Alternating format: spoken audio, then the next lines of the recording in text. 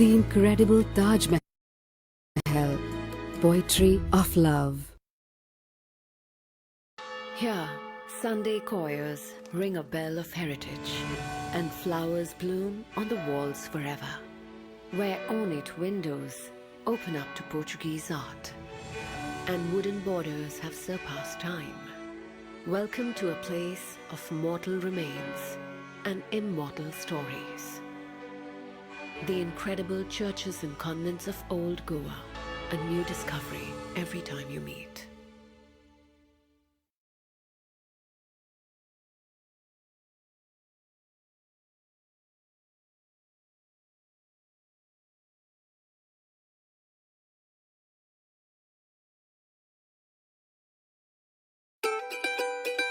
Davao City, a dynamic metropolis, inspiring people, emerging economy, ready for the world. The culture is changing. The financial center is not just about buildings. It's the culture and traditions of trade and openness. A global mindset that develops this openness.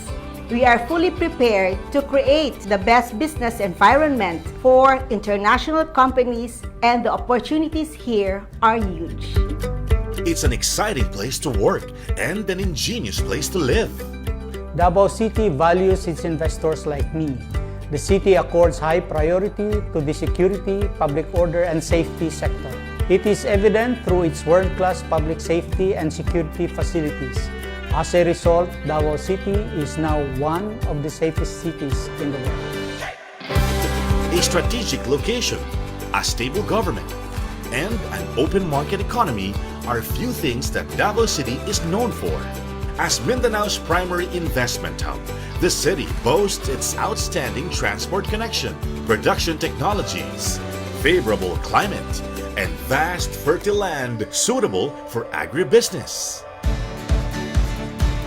As one of Davao City's strongest sector, the abundant supply of agricultural products and availability of raw materials, along with low labor costs, make food manufacturing and other value-adding activities viable for investors.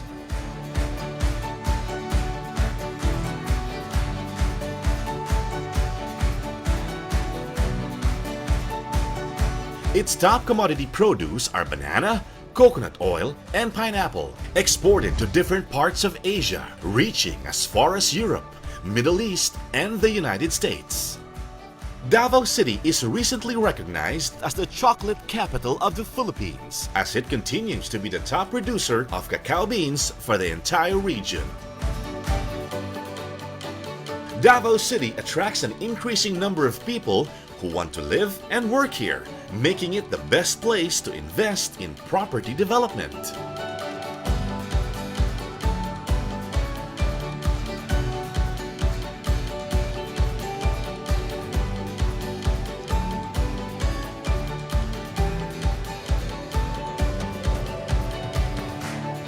Davao City's competence is best demonstrated through its access to diverse and skilled workforce, sufficient raw materials, and cheap utilities for light manufacturing and assembly.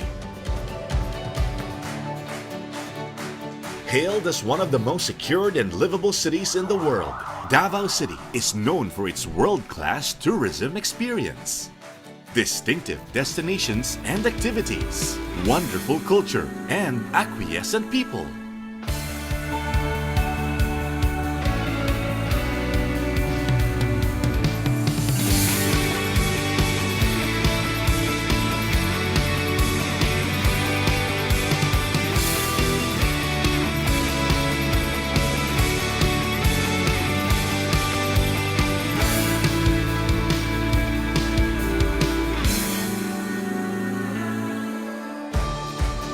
Other key investment areas include health, education, technology, eco-industry, infrastructure, and inclusive business activities. In the past few years, Davao City boasts its favorable and optimistic business environment. Several local government entities have been created to support for a brand new investment climate. The Davao City Investment Promotion Center is a one-stop destination that provides information on the business opportunities in the city, facilitation of business permits and licenses, and linkage with different agencies. DCI-PC can also help investors gain access to available incentives, exemptions, and guarantees. I've seen a lot of positive changes in Davao City's economy over the years. These changes will give a big push for both local and foreign companies to come and invest here. An optimistic economic environment with the right opportunities, these are very inviting for any potential investor. With the increasing population and number of vehicles requires the introduction of a more efficient public transport system. The 2.6 billion peso Davao City Coastal Road Bypass Project, which is set to open its first stretch of its 35-kilometer track, will address and reduce traffic congestion within the city. The multi-billion peso 3.98-kilometer Davao City Island Garden City of Samal Bridge will enhance internal mobility and external linkages to support the growth potential of Davao region. It also projects to bring an additional 1 million tourists to the region every year. These are just few of the projects planned in different strategic sectors in Davao City. 达沃是菲律宾充满活力的投资热土，条件良好，潜力巨大，有越来越多的中国企业家来这里投资兴业，并且获得成功。中国驻达沃总领馆将为领区内的中国公民中资机构提供全面优质的领事服务，为中菲两国友好交流、务实合作尽职尽责。ダバオ市はですね、世界の中でも非常に指導的なグローバルな都市であるということができると思います。したがって世界各国の人々にとり非常に好ましい投資先であるということを言って差し支えないというふうに考えております。ダバオ市はより良い生活に向けて急速に発展しており、ダイナミックで、そして新たな状況に適応していく都市でもあります。従いまして、ダバオ市は何と言っても持続可能な成長に向けて多くの人々にとり好ましい都市であるということが言えると思います。With these massive development plans, it will diversify the city's economic landscape, giving more opportunities to investors to grow their business. Davao City is a city that creates opportunities for success. With every step we take, we see progress. We see innovation. We see opportunity and a chance for sustainable growth and for an opportunity of exhilarating success. Now is the best time to invest here. Come and invest in Davao City.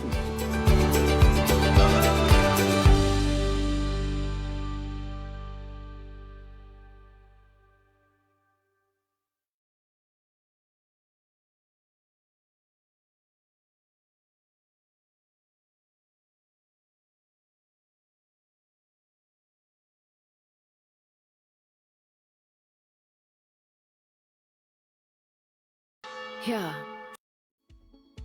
The year 2021 was indeed filled with challenges, but with fervent hope and optimism, your Davao City Chamber of Commerce and Industries Incorporated buckled to work. Resilient as ever, we managed to transform these challenges into new and exciting opportunities. Through a mixture of face-to-face and online engagements, your chamber was so active in harnessing various opportunities towards the eventual economic recovery. As the primary voice and the advocate of responsible business through strategic partnerships, the chamber continued its thrust utilizing digital technology. One of its biggest events was the hybrid setup of the Davao Investment Conference 2021, held on November 11 to 12, 2021. Davao Icon, carrying the theme Davao Region, Strong Today, Stronger Tomorrow, featured different investment trends and opportunities in the region. Supported by the Chamber, the MSME Week 2021 was held July 19 to 23 and adopted the theme Makabagong MSMEs, Bagong Pag-asa, Laban sa Pandemya. The 5-day virtual event offered key insights to MSMEs to help them navigate to the new normal. The Chamber also had a series of foreign linkages webinars to sustain overseas economic partnerships. Among these include the BIMP IAGA Japan Investment Virtual Seminar held on March 24, the Hainan and Mindanao webinar held on March 2, the South African Embassy and the DC CCII webinar held on March 17, and the Sri Lankan Embassy meeting held on July 5. The Chamber also met with several ambassadors to drum up investment interests in their respective countries. The Israeli Business Forum on November 23, the Finnish Ambassador meeting on December 6, the Swiss Ambassador meeting on November 22, and the meeting with the Italian Chamber of Commerce in the Philippines Incorporated on January 11 of this year. The Chamber also forged partnerships with industry partners from the private and public sectors. One of these partnerships is the Enterprise-Based Training Memorandum of Agreement, signed on June 3 between TESDA and the Chamber. In line with the push for recovery through COVID-19 vaccination, particularly of the economic frontliners, the Chamber conducted its vaccination drive for its members and their workforce as its contribution to the target of achieving herd immunity by the end of 2021. The very successful programs in 2021 has provided a template for this new year, and with it, the Chamber carries forth its tasks and mandate.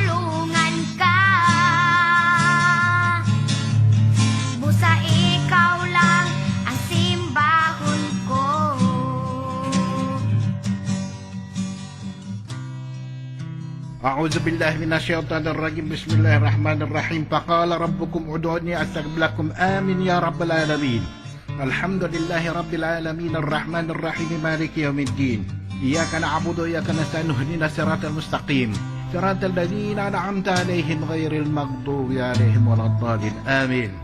In the name of the Father, Son, and Holy Spirit. Amen.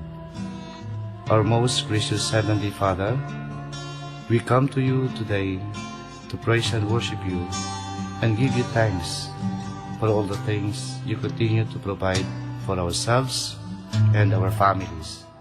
Amen.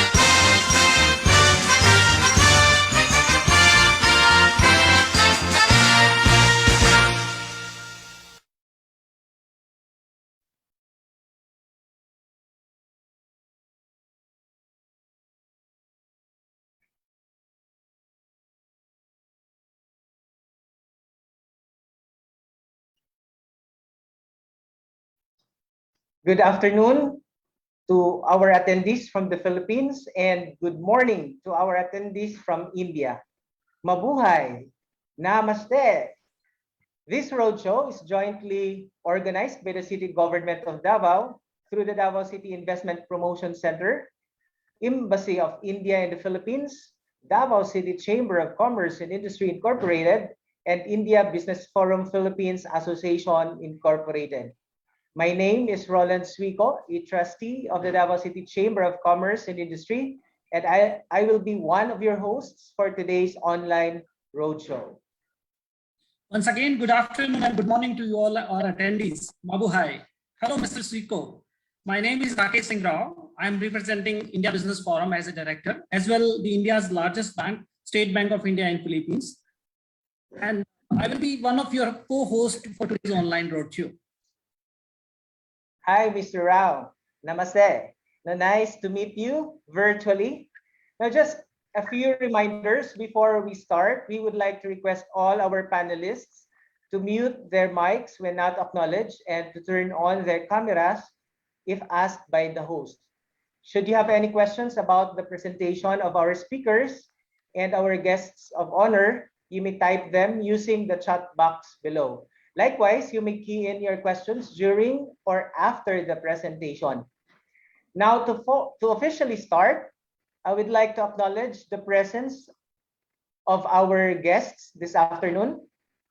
His Excellency, Ambassador Shambhu Kumaran of the Embassy of India in the Philippines, Davao City Acting Mayor Sebastian Duterte, Mr. Nisheka Singh, First Secretary for Economic and Commerce of the Embassy of India in the Philippines, Ms. April Marie Dayap, Officer in charge of the Davao City Investment Promotion Center, Mr. Christian Cambaya, Unit Head of the Investors Assistance and Servicing Unit of the Davao City Investment Promotion Center, Dr. Maria Lourdes Monteverde, President of the Davao City Chamber of Commerce and Industry Incorporated, Mr. Dilip Kumar Tiwari, President of the India Business Forum Philippines Association Incorporated. To the officers and trustees of the Davao City Chamber of Commerce and Industry Incorporated, to the officers of the India Business Forum Philippines Association Incorporated, and to all our friends from both public and private sector in India and in the Philippines, welcome to the India Business Roadshow. We are pleased to have all of you here with us today. To formally open our event, let us hear the message of Davao City's Acting City Mayor, Honorable Sebastian Z. Duterte, which will be delivered to us by Mr. Christian D. Cambaya, Acting Officer in charge of the Davao City Investment Promotion Center. Thank you very much, Mr. Rakesh. Good afternoon, everyone. On behalf of our Acting City Mayor, Mayor Sebastian Bastet Duterte, please allow me to read his message for the Indian and business companies attending today's online roadshow.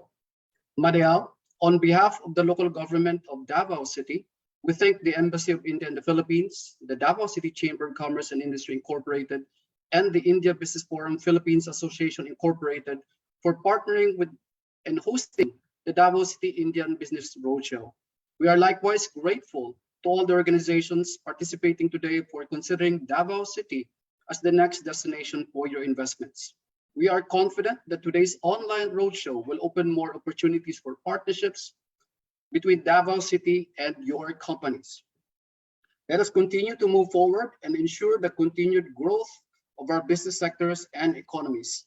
Thank you very much and congratulations to everyone. Signed, Acting City Mayor Sebastian Bastet Duterte. Thank you very much. Thank you, Christian, and thank you also, Acting City Mayor Sebastian Duterte. Next, to deliver his message on behalf of the Embassy of India in the Philippines, it is my honor to welcome His Excellency Ambassador Shambhu Kumaran.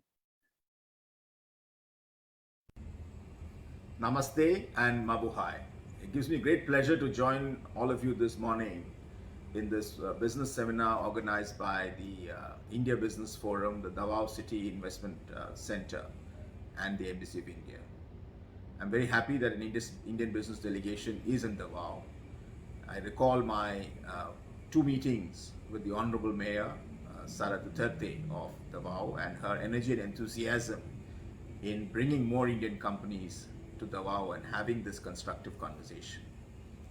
India and the Philippines have a very strong and very durable relationship built across centuries, and in recent years we have strengthened this relationship in various areas, in political dialogue, defense and security, people-to-people contact. But nothing is more important than linking our businesses, our business communities with each other and growing together as developing countries.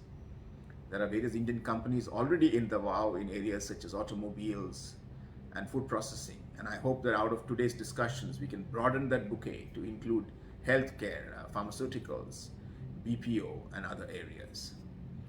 Let me wish all the officials and all the businessmen a very productive discussion today, and I look forward to continuing this conversation with the Honorable Mayor and her office, as well as the various other agencies and the embassy. All success. Thank you.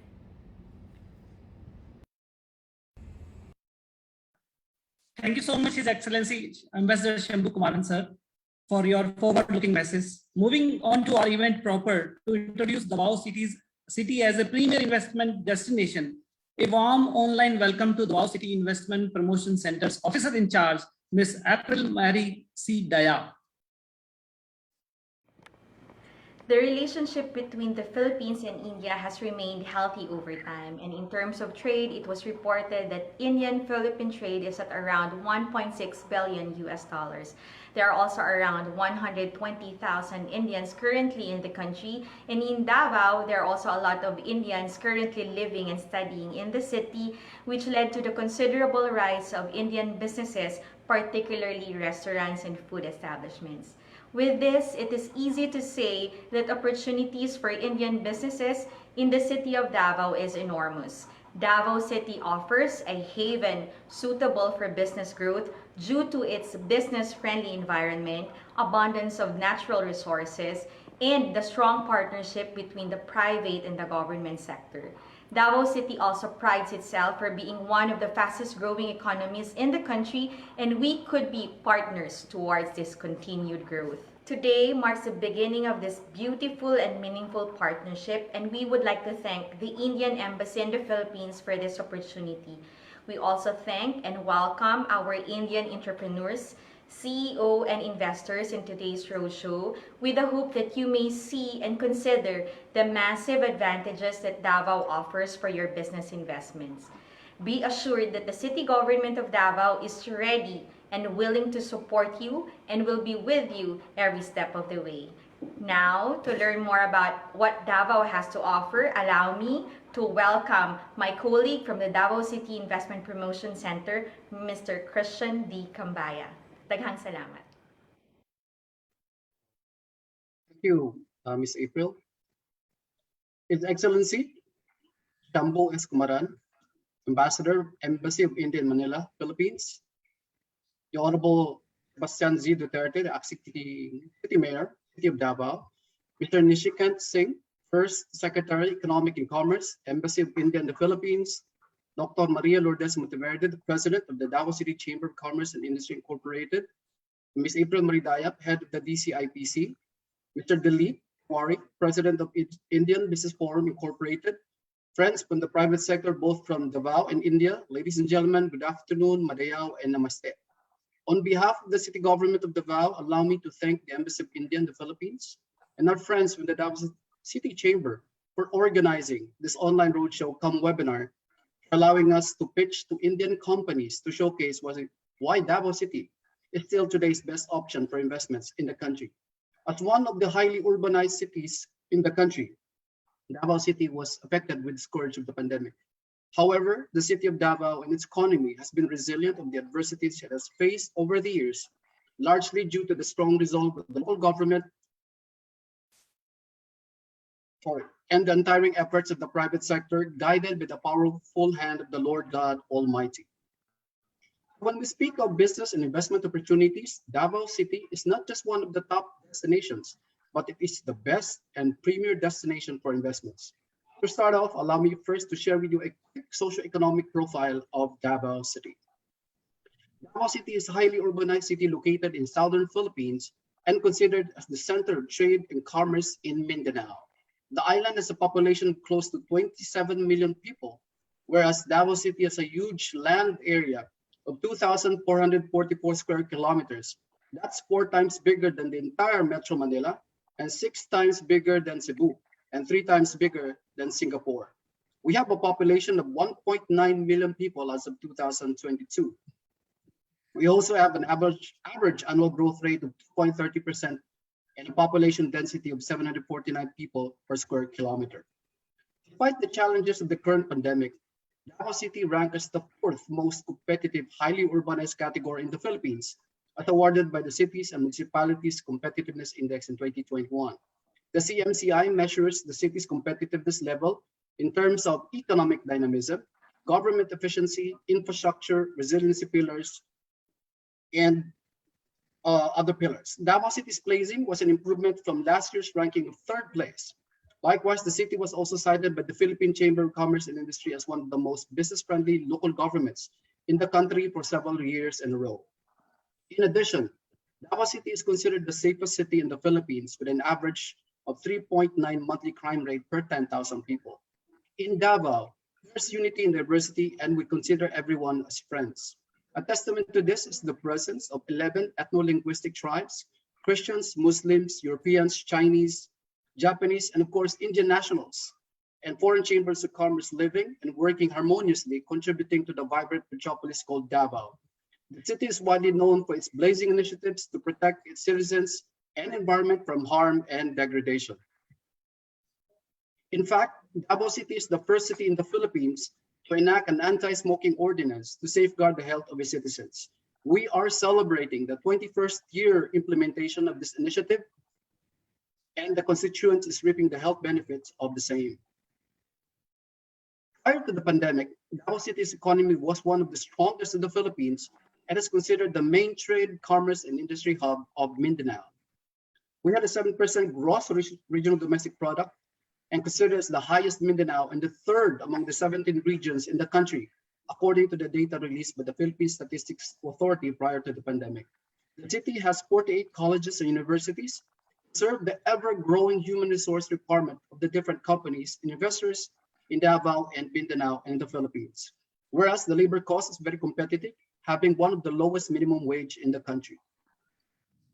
The total number of registered businesses in Davao City has seen a steady growth from 2017 to 2020. In 2020, due to the challenges brought by the pandemic, total number of registered businesses slightly went down from 40,001 from the previous year of 41,296.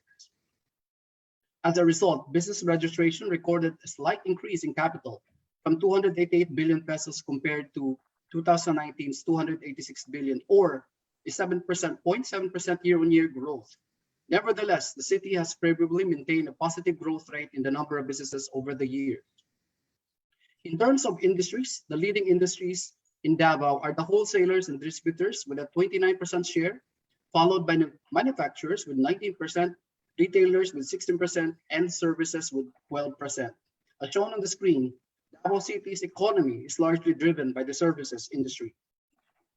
The city's economy is mainly dominated by the micro, small, and medium enterprises, accounting for 94.6% of the total number of registered businesses. As shown on the screen, 58% are micro, 23% are small, 13% are medium, and 6% are large enterprises. It's a quick information on the trade between the Philippines and India. Philippines is one of the India's main trading partners in the ASEAN. The two countries marked 72 years of diplomatic relations in 2021. In the Look East policy, India and the Philippines signed a trade agreement in 1979. Bilateral trade was low between the two countries till the late 1900s, before it posted a positive growth after the relations between India and ASEAN deepened into the context of India's Look East policy.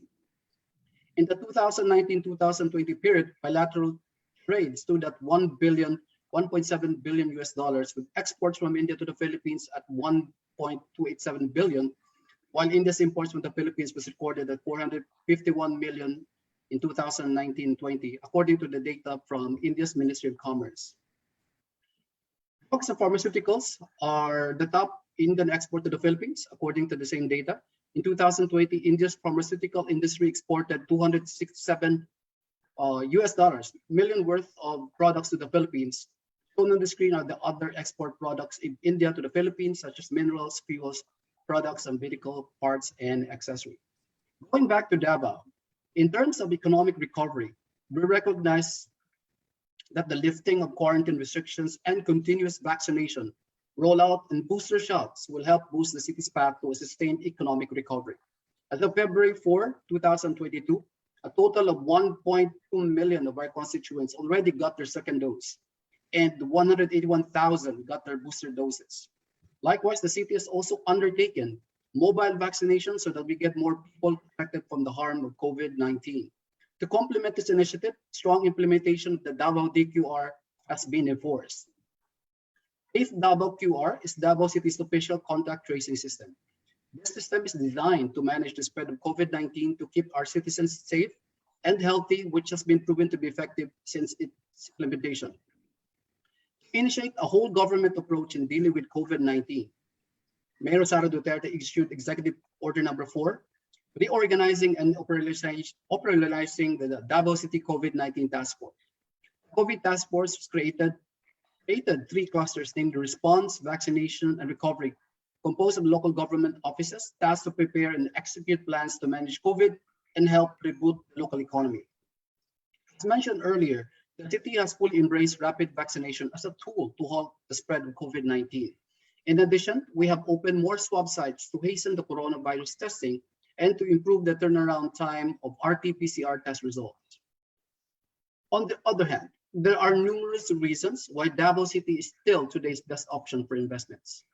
First and foremost, it has a favorable business climate. It has a vast land area, abundant raw materials, competitive manpower and utility, highly skilled workforce, and favorable climate for the entire year. Davao City is also strategically located, thus the movement of people and goods and convenient and efficient. This is possible through the arterial roads connected to major interprovincial routes, which is enhanced by the construction of additional bypass and expressways. Second, Davao City has a vibrant economy. Despite the onslaught of the pandemic, Davao City's economy to be resilient and is reflected to the increased capitalization of businesses in recent years. Third, the city government is known for its good governance initiatives. The strong partnership with the private sector, which contributes to a more business-friendly environment.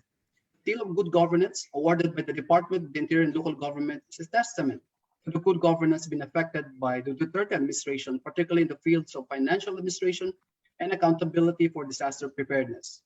Fourth, we are proud to claim that the city has a top-notch peace and order programs. If there's one thing that the city takes pride in, its distinction as one of the safest cities in Asia. Davao City crime volume remains among the lowest in the country. The average monthly crime rate is down to 3.9 per 10,000 population. This means that the city is a very safe place. This is attributed to the efficient coordination between the city security and emergency response cluster, which includes our Central 911, our Public Safety, Task Force Davao, and the Davao City Police Office.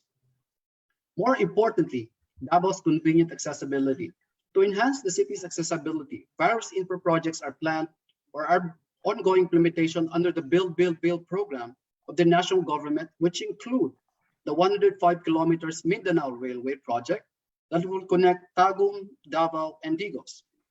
Another project is the Davao-Samal Bridge project and the 42-kilometer bypass road with a 2-kilometer tunnel considered the longest in the Philippines, partially funded by the Japanese government.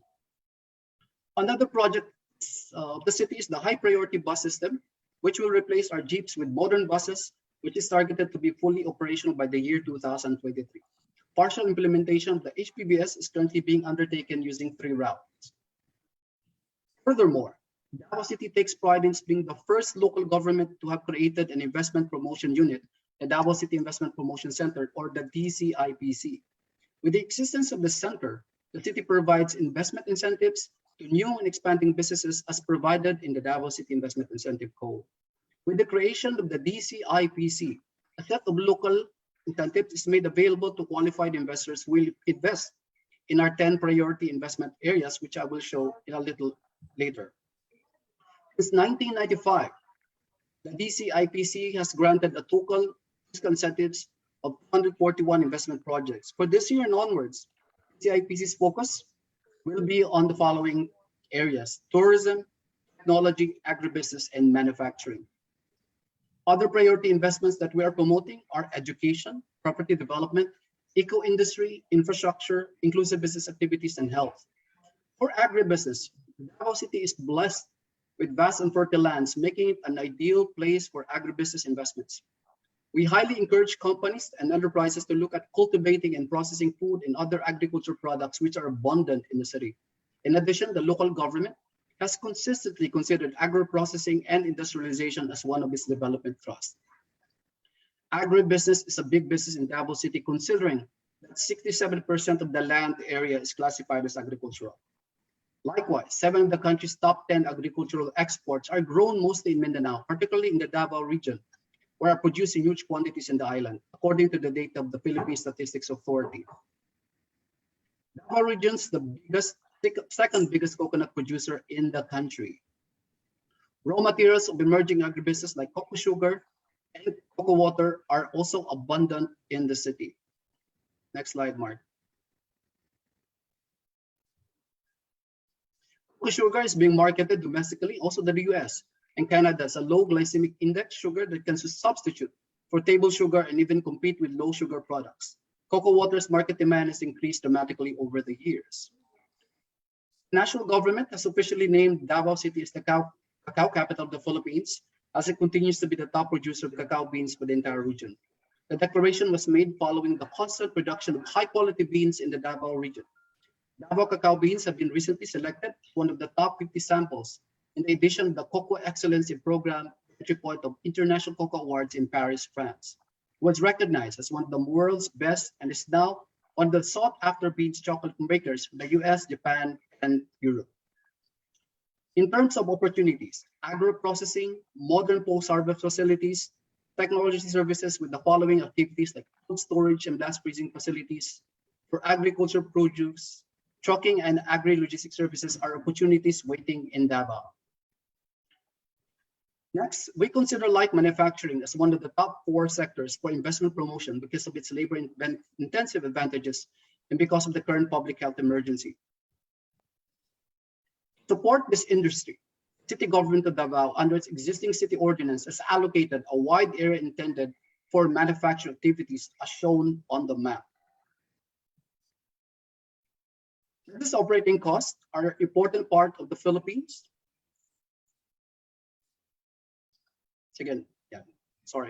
Business operating costs are an important part of the Philippine national competitiveness and are constantly being evaluated by investors in deciding where to locate, expand, or close business operations. In this regard, Davao City is one of the cities in the country that has a very competitive cost of doing business, particularly in power. Not only that, Davao City has a steady supply of power provided by the different power generation companies in Mindanao, which will assure manufacturers of unhampered business operations.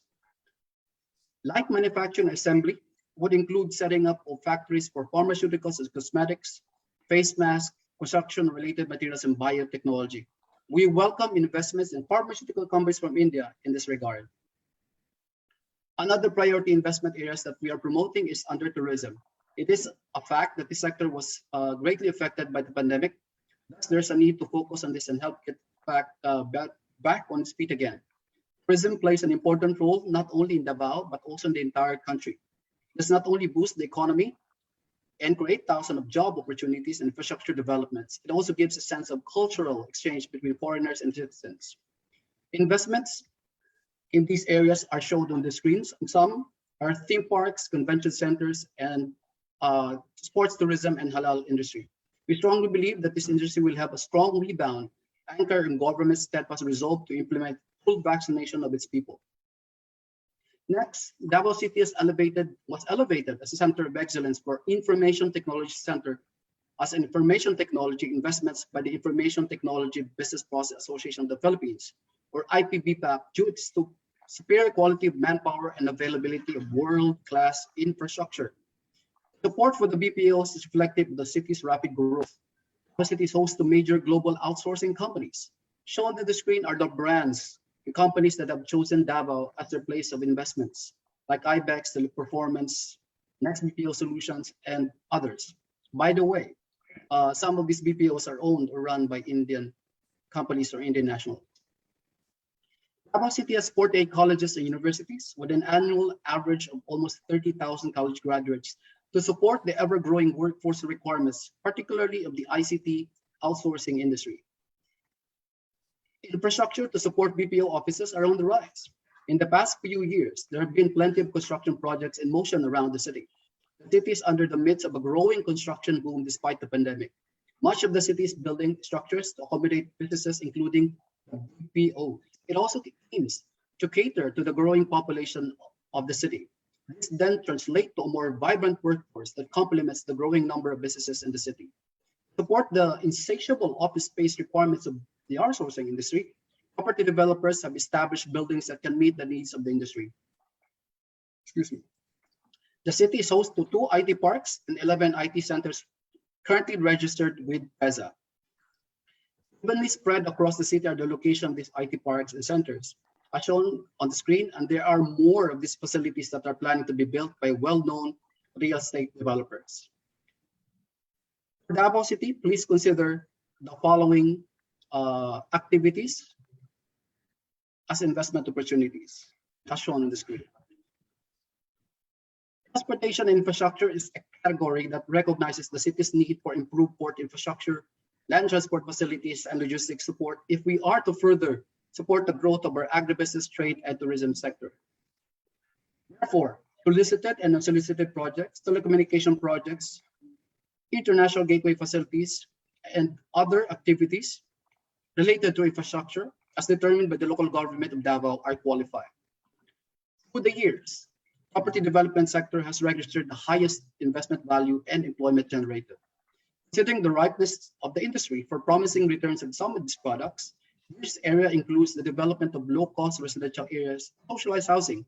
The national government projects a significant housing backlog annually. Likewise, we also included the establishment of industrial estates and IT parks, classified as special economic zones to meet the growing demand for premium spaces of IT BPO investors. And lastly, for modern facilities for industrial leasing, these are the activities, opportunities under the property development sector. Next is for the health sector. The unprecedented public health emergency heightened the need for more investments in the health sector. The local government of Davao encourages investments in the establishment of more hospitals, specialized treatment centers, healthcare facilities in preferred districts. Next, Mark. Next is education. Investing in education isn't just the right thing to do, it's smart economics. Under education, the following are strongly encouraged. Investment in schools and skills training institutions, testing laboratories, and other activities are shown on the screen. Next is other eco industry. It's a priority of the city, which cuts across among all the PIAs, complement our mutual objective of achieving economic development without sacrificing the environment. The big ticket projects that Davao City are offering are the septic and sewerage project that would address the proper disposal of human waste and the contamination of the river and beach water in Davao City, which is validated by a feasibility study conducted by the Japan International Cooperation Agency, or JICA. Other investment opportunities under eco-industry are environmental protection and generation of new energy sources of energy focused on renewable energy. Investing in any of the 10 investment areas I've shown earlier will qualify investors to the tax incentives offered by the local government. Next, Mark. The enhanced set of incentives for new, expanding, diversifying business are shown on the screen. These incentives are over and above what investors may avail of under the Philippine Omnibus Investment Incentive Code. The investors could also simultaneously avail of the incentives offered by either the Philippine Economic Zone Authority or the Board of Investments. Equally important is the provision of non-fiscal incentives. Davao City Investment Promotion Center provides the banking, site visits, assistance in getting permits and licenses, investment counseling, finding suitable sites, and business matching. Davao City is a model. It is for its outstanding performance in championing ease of doing business. One of the positive results of the pandemic is the digitalization of the local government processes. To make it easier for investors to register a business in the city, an online application and submission of business permits is already being implemented. Another worthy initiative of Davao City is the creation of an online payment system to pay their tax, again intended to remove the burden with investors in queuing to pay their taxes. The city government is always cognizant of the plight of the business sector. Yes, the city is always on the lookout to enhance its services delivery to its constituents, including the investors. Under the Republic Act 11534, otherwise known as the CREATE Law, it was enacted by the Philippine Congress in response to COVID-19, and this was intended as a fiscal relief to domestic and foreign corporations doing business in the Philippines. The said law amended the rates for the corporate income tax and also rationalizes fiscal incentives to better attract local and foreign investments in the Philippines. Therefore, investors can avail of incentives from the national government under CREATE. The law also reduces the corporate income tax rate from the current 30% to 25% and 20% respectively. Other incentives of the corporate income tax, of the CREATE law rather, is exemption from the income tax holidays for 4 to 7 years, and also exemption from the capital goods, VAT exemption, and other major incentives are again offered by the CREATE law. Davao City is among the country's top 10 cities recognized for its ease in doing business and for having a business-friendly environment. Through DCIPC, non-fiscal incentives such as permits and licenses, facilitation, business matching, and industry tours are provided to our investors. We at the City Government of Davao always emphasize that we are proud of the strong collaboration between the local government and the private sector. Our drive to ensure the well-being of our economy makes us united and bring developments to Davao City. Testament to this is our strong partnership with the Davao City Chamber of Commerce, whether it be through the holding of the Davao Trade Expo or the Davao Investment Conference or this online roadshow, are shown to be unbreakable because we share the same commitment, which is to make Davao City's economy achieve sustained growth in the years to come.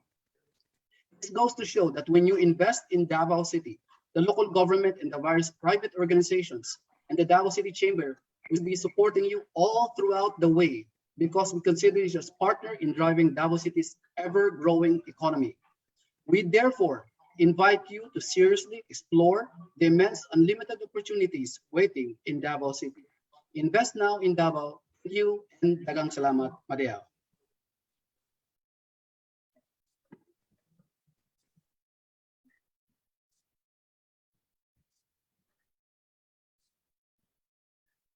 Thank you, Ms. Dayap and Mr. Kambaya, for sharing with us the available investment opportunities in the city and the incentives available for Indian investors. As highlighted in the presentation of Mr. Kambaya earlier, the city government of Davao has a strong partnership with its private sector. And testament to this is the growing number of businesses entering and showing interest to invest in the city. Our next resource speaker will give us the private sector's perspective in doing business in the city. She is currently the Honorary Consul of Mexico to the Philippines in Mindanao, the President of Supply Chain and Management Association of the Philippines, Mindanao, the Founder and Executive Vice President and the Chief Operating Officer of Bertemonte Realty Corporation, and of course, our President of the Davao City Chamber of Commerce and Industry Incorporated. A warm online welcome to Dr. Maria Lourdes G. Monteverde. Good day and welcome to Davao. To our delegates from India, led by the Ambassador of India, His Excellency Shambhu Kumaran, and the high-level delegates who are attending this business roadshow, Acting City Mayor Sebastian Duterte, our Davao City Investments and Promotion Center Officer, Ms. April Dayap, to our dignitaries, my fellow board members, trustees at the Davao City Chamber of Commerce, to the business community, a very warm welcome to everyone. As private stakeholders in the business sector, I was given the task of sharing to our delegates how to do business in Davao City. We all know that our countries have several decades of mutual agreements on economic cooperation. As a metropolis in the south, let me give you a brief on how to do business in Davao City. Davao Region, or Southern Mindanao, is designated as Region 11, is one of the regions of the Philippines located in the southeastern portion of the island of Mindanao, with a total land area of about 19,671 square kilometers, corresponding to about 6.6% of the Philippines' total land area and about 16.3% of the total land area of Mindanao. The region is composed of 5 provinces, 1 chartered city, and 5 component cities and 43 municipalities. As of 2015, the total population in the area has reached about 4.8 million, or about 5 million. For Davao City alone, we can go as high as 1.8 million, especially during daytime and peak months. As of September 2020, it has a total of about 93 colleges and universities. Its basic literacy rate as of August of 2020 is about 96.7%, while its employment rate is about 82% as of April of the same year. The economy of Davao region posted a 7% growth in 2019.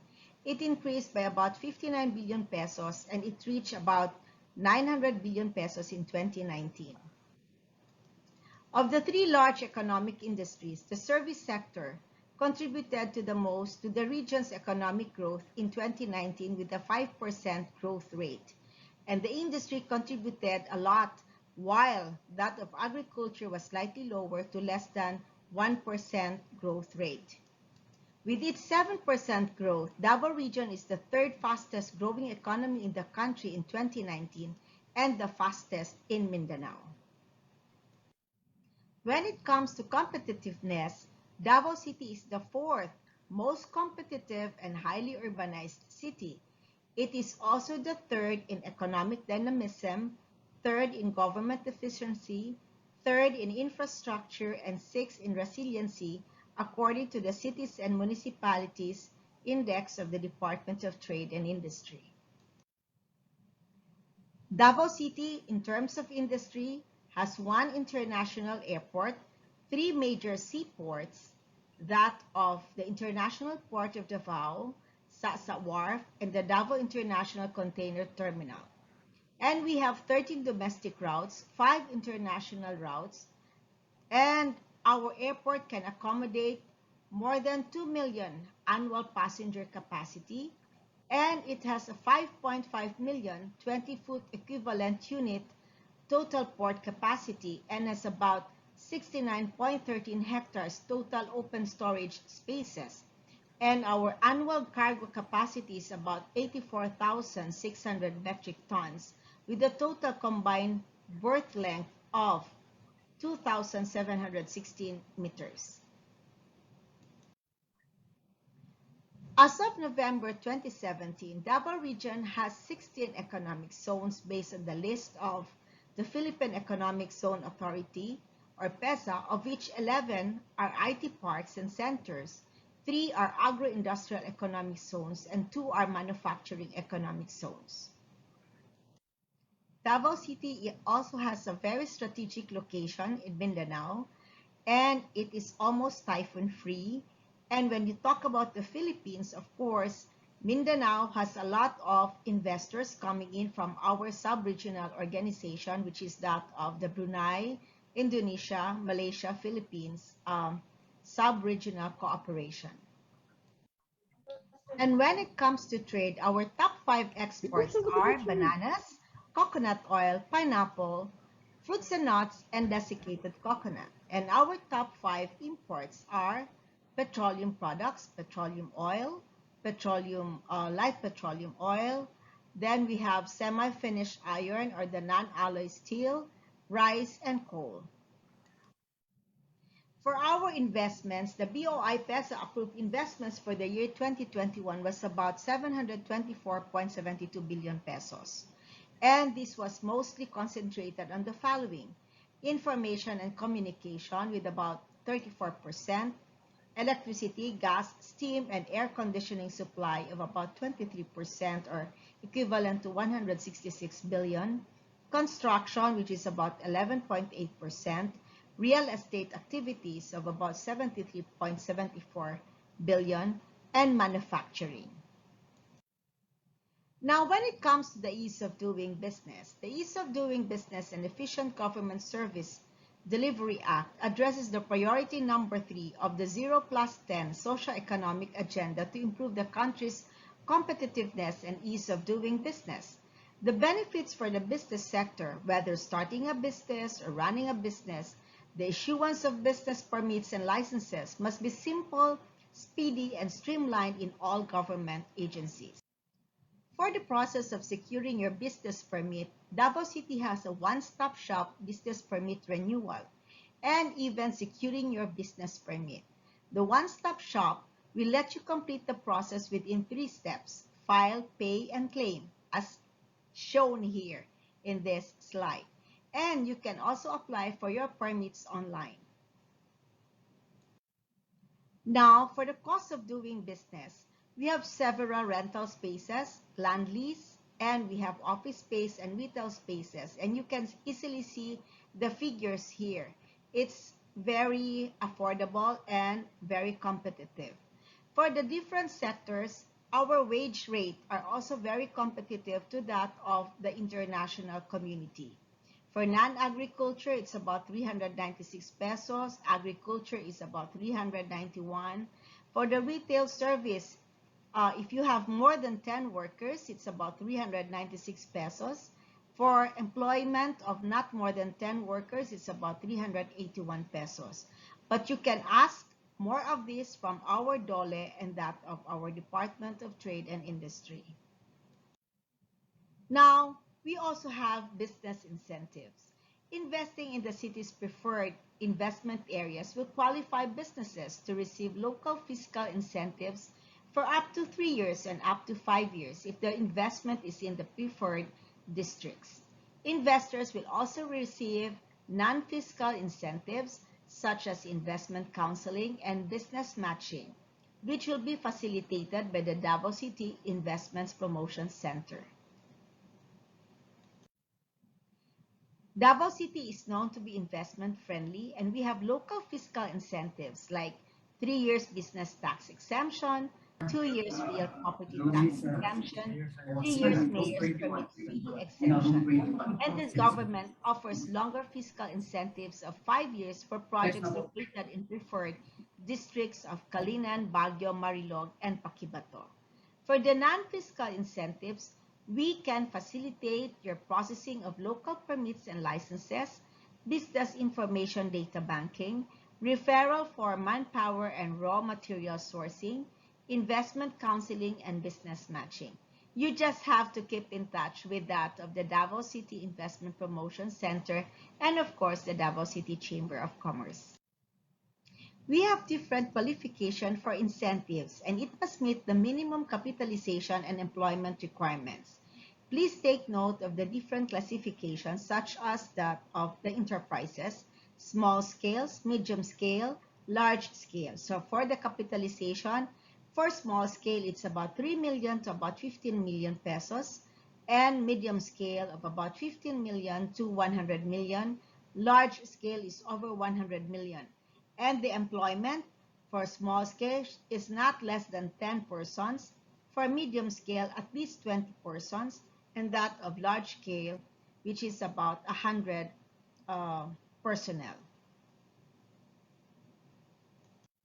For the qualification for incentives, we have the place of operation should be within the territorial jurisdiction of Davao City.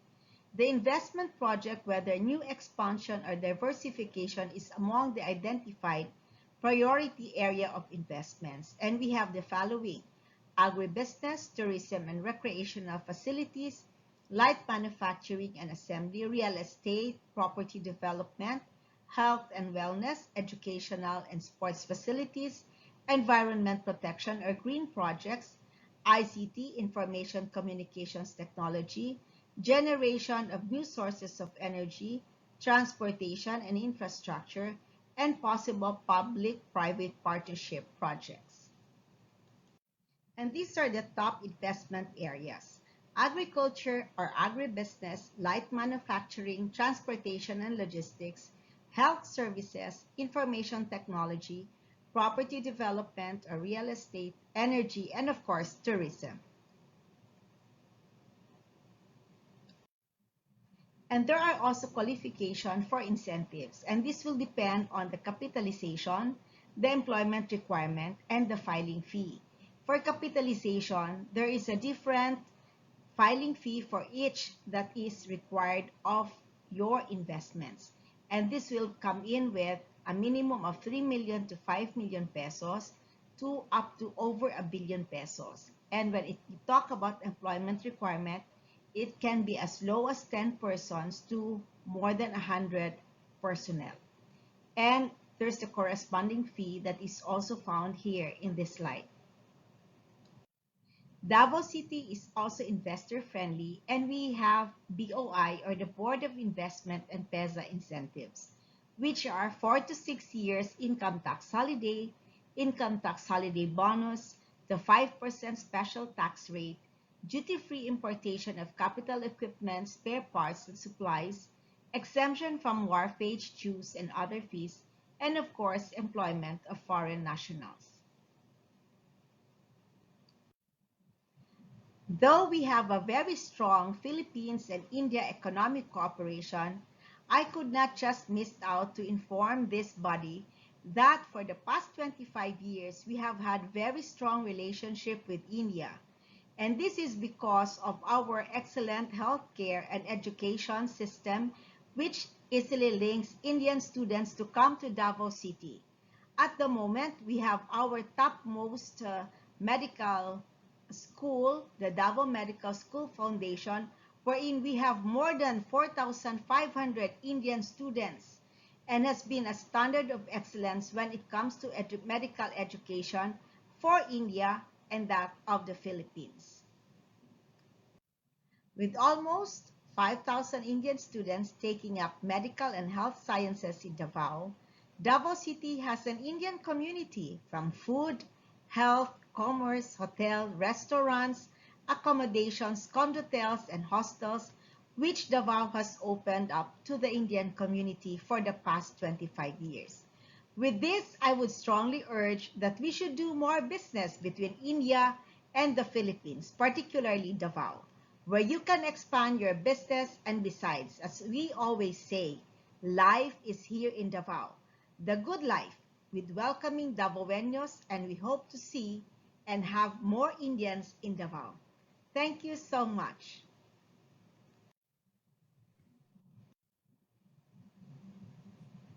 Thank you so much, Dr. Monteverde, for such a wonderful presentation about the business opportunities in Davao City. As well, it's a package of full of information to how to start it. Definitely, the participant Indian companies benefited to get this to explore these mutual beneficial business opportunities in Davao.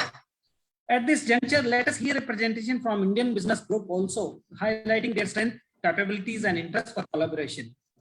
The agribusiness sector, a warm online welcome to the CEO of Agri-Exim Global Philippines Incorporated, Mr. Rohit Dhawan. Thank you and good afternoon, everyone. My name is Rohit Dhawan. I am the CEO and founder of Agri-Exim Global Philippines. I think a lot has already been addressed. So first of all, I'd like to give my special thanks to the Indian Ambassador, Honorable Excellency Sir Shambhu Kumaranji, and the acting mayor of Davao City, Mr. Sebastian Duterte, and the first secretary for Economic and Commerce under the Indian Embassy, Mr. Nishikant Singh, for putting this together along with the Davao City Promotion Council and the Davao Investment Board officials.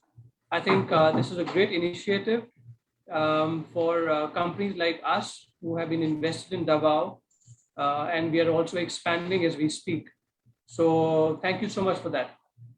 And I think in terms of why we chose Davao, what are the incentives and what our experiences are, Mr. Christian and and Dr. Maria already addressed and rightly pointed those issues, which I would like to agree with those. So thank you again, the Davao City. Our business has been going on fine here, and we're looking to expand and adding more capabilities and products in our segment. So we'll go through this quick presentation that I've created, and as we go along, I will be explaining the whole thing. Thank you. Ellie?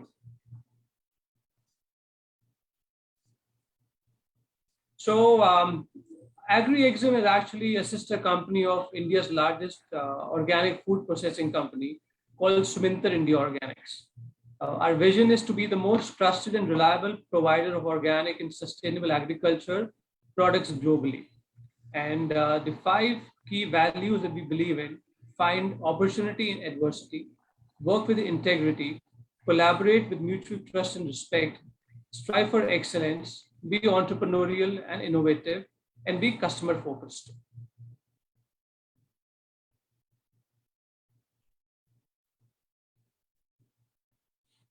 So a quick glimpse on our supply chain. In the Philippines, we have about 6,000 hectares of organic coconut plantations and about 2,000 farmers registered in our organic program.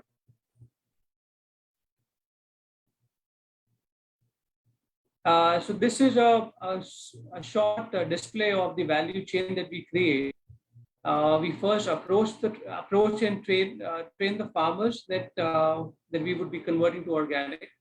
The procurement of the premium quality products is then done through them, and then we process in the state-of-art processing facilities that we have globally, and then we build our relationship with the customers worldwide.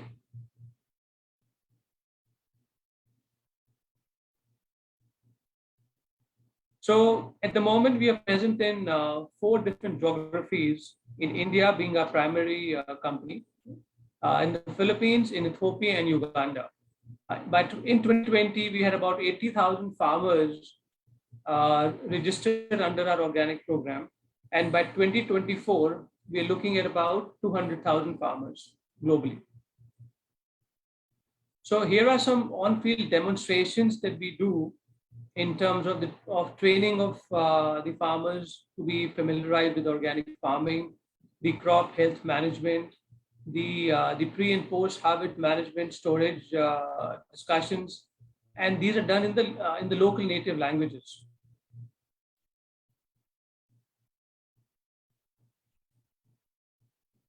So we have warehouses and offices across different geographies. We have 7 worldwide offices, 9 processing facilities, and 7 warehouses.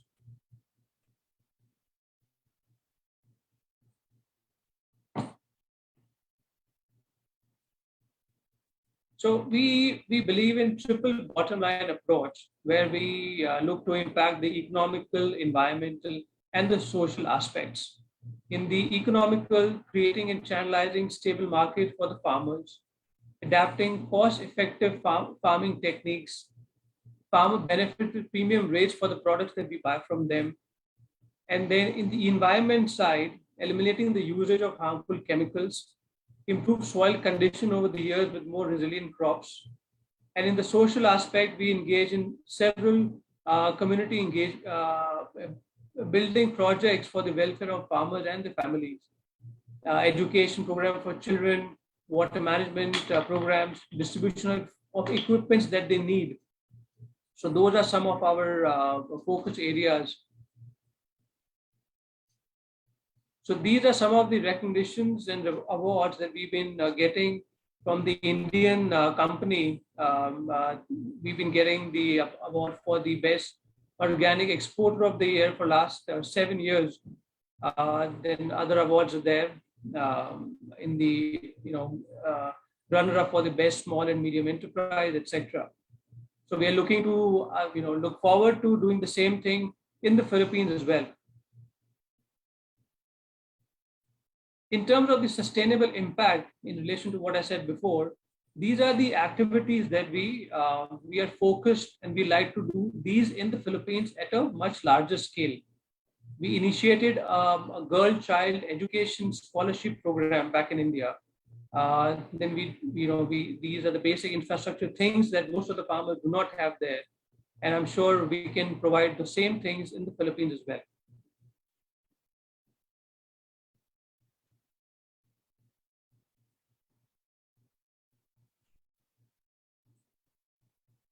These are few of more of the engagement activities that we do with the farmers: the composting, water tanks, solar panels, dryers, drip irrigation, and giving them the seeds.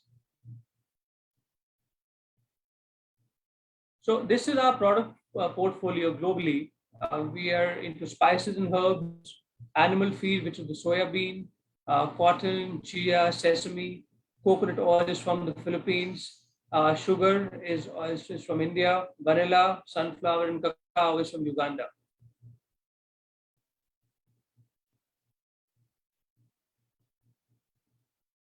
And these are various certifications that we have.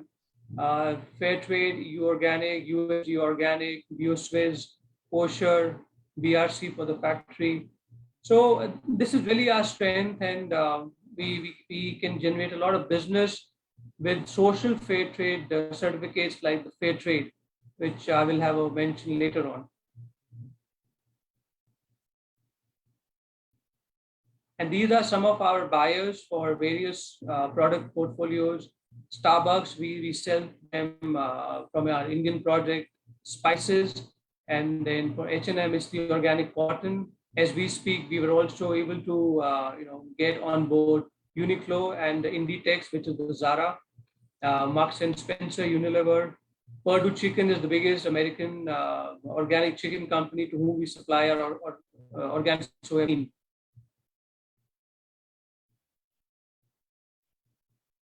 And these are few of our retail brands. Bar Organic ready-to-eat food is something which has been selling in the Whole Foods for the last 4 to 5 years. And we introduced VA in the Philippines, but the timing was, I think, bad due to pandemic. And not a lot of physical stores were able to carry this. But as we speak now, we are in Landers, in about 6 stores in the Philippines, and also on Lazada. And then we have these other two category of the retail products, which is Hopa Pops and Sattva. Sattva is organic cotton leisure wear that we sell in the US also. So we have a strong presence in the organic global organic market, because we have been manufacturing and exporting since last 16 years. And since last about 10 to 12 years, we have been exhibiting in the most visited or exposed in the US, in Europe. So that gives us a lot of relationship building opportunities with the buyers. So this is what we are doing in the Philippines. A quick video I think my colleague will display through this. This is where we started in Davao, Turil, and now we are in our new facility, which is still under work in progress, is in Santa Cruz, Davao.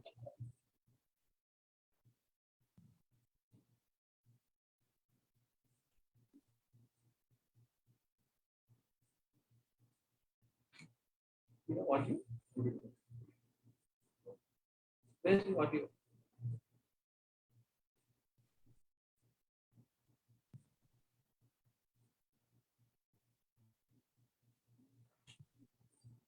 Cannot hear the audio.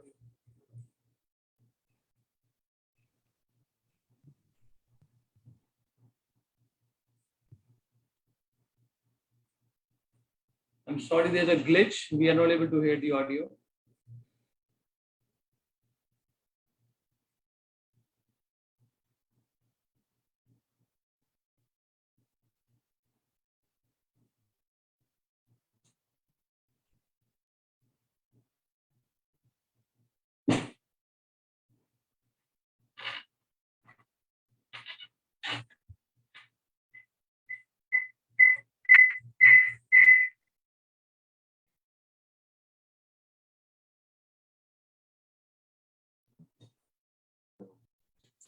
So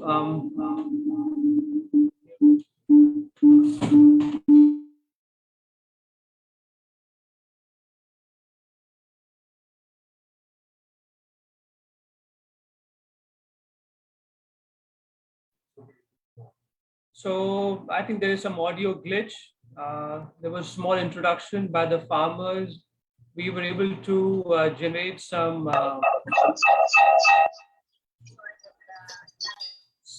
funds for the farmers through a fair trade project, and they were able to buy a new truck. So, but I think the audio is all missed out. And these are some of my colleagues from Davao. Gerard is my EA. He has been working with us for 6 years. Miss Karine was our HR manager. She's been working with us for 5 years.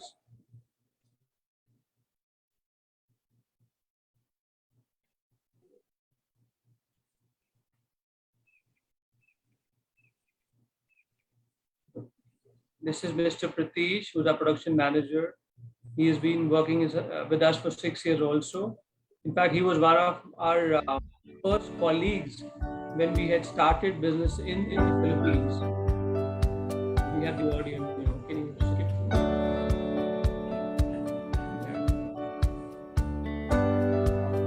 Yeah, take it towards the back. They want to present it.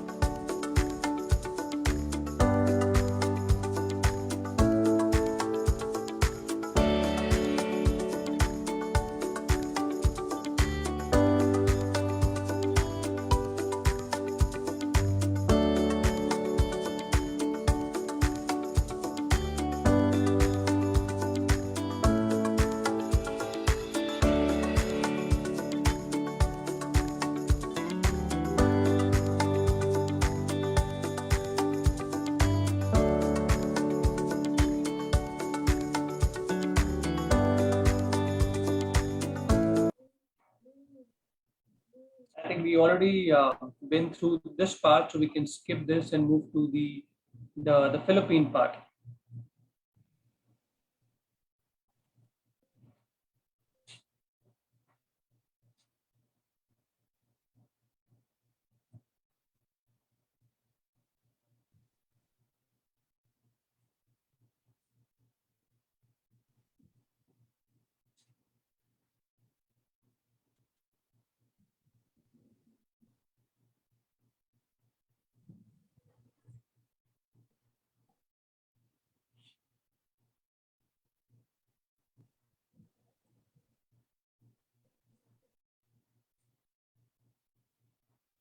This is okay. That's fine. We can resume from here.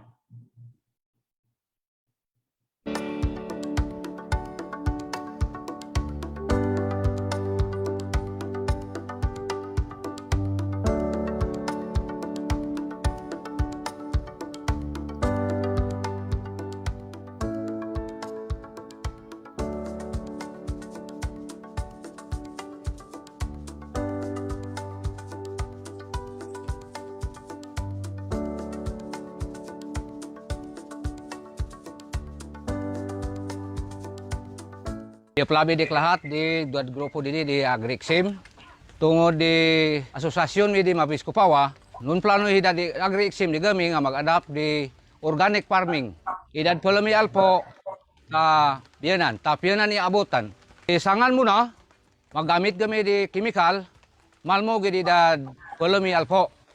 Yatag na yan na pigtabang ka namin para marehistro kami sa iyan na per trade o niya kadawat kami lekat sa iyan na mga pigtawag nilan sa in-English na trade premium o yan niya una na niya kapalit bag kami sa sakyanan dakuloy etabang para sa kanami nga mag-uuma. Ya kadwa, ya pagkatenga-tenga na jumateng ya na awag a pandemic ya nagaw dakula umanya piatag na agdir-exam ka nami. Ya katlo ya nagaw pig-atagan kami umana ya pag-training ka nami ya pag-edukar para sa pagsuportar sa mga mag-uuma nami. Awyanda.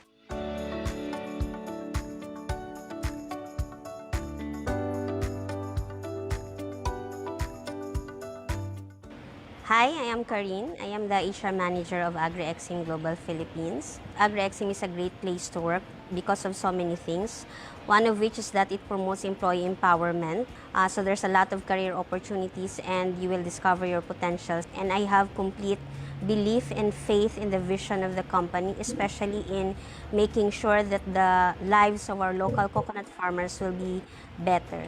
Hi, I'm Jared Dariada, and as the Executive Assistant to the CEO, I can say that this journey has been very exciting to me, and I'm very grateful for it. When we first started, we were only 6 in the office, and then around a dozen production workers. But right now, after 5 years, we're already going 60 and almost to 100 production workers. That being said, I can say that this will be a very great business opportunity, and the growth potential is also very good. Hi, I am Pratish. I've been working with AgriExim since 2015. AgriExim took me out from my comfort zone.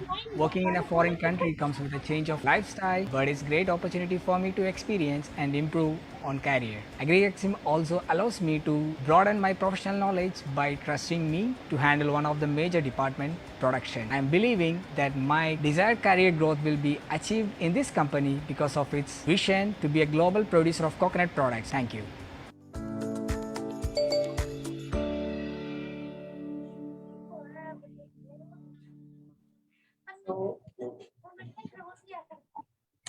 Thank you everyone. I'd like to close this here. There has been an overlap of time, so thank you once again. Thanks. Thank you, Mr. Dawan. Now, just a reminder to all our attendees that you can key in your questions on the Q&A or comment section, and we will answer them during the open forum later. Thank you. Now, moving forward to the pharmaceutical and healthcare sector, we are graced today by 3 speakers. And to start, let us all welcome the country head of Sun Pharma, Mr. Karthik Kumar Doraisamy, and the country head also of the Camber Pharmaceuticals. We will welcome also Mr. Manoj Siha.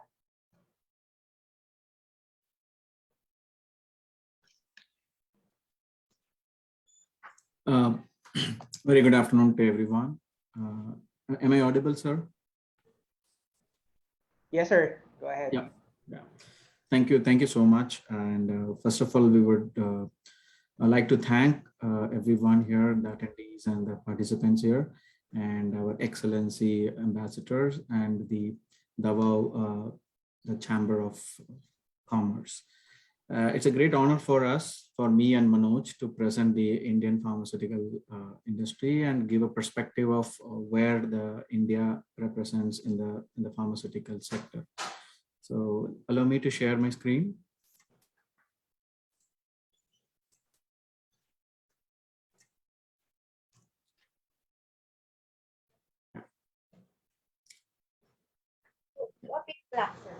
Yeah, thank you. In Indian pharmaceutical sector is one of the largest provider of the generic drugs globally. So in a very layman term, we say that it's the pharmacy of the world, because Indian pharmaceutical industry is one of the largest in terms of the producing the generic drugs, and also is the 3rd largest in the volume of the whole world. So how India is considered as the pharmacy of the world, because it's fully backed up by the 3,000 drug companies which operates in India, with more than 10,000 pharmaceutical plants.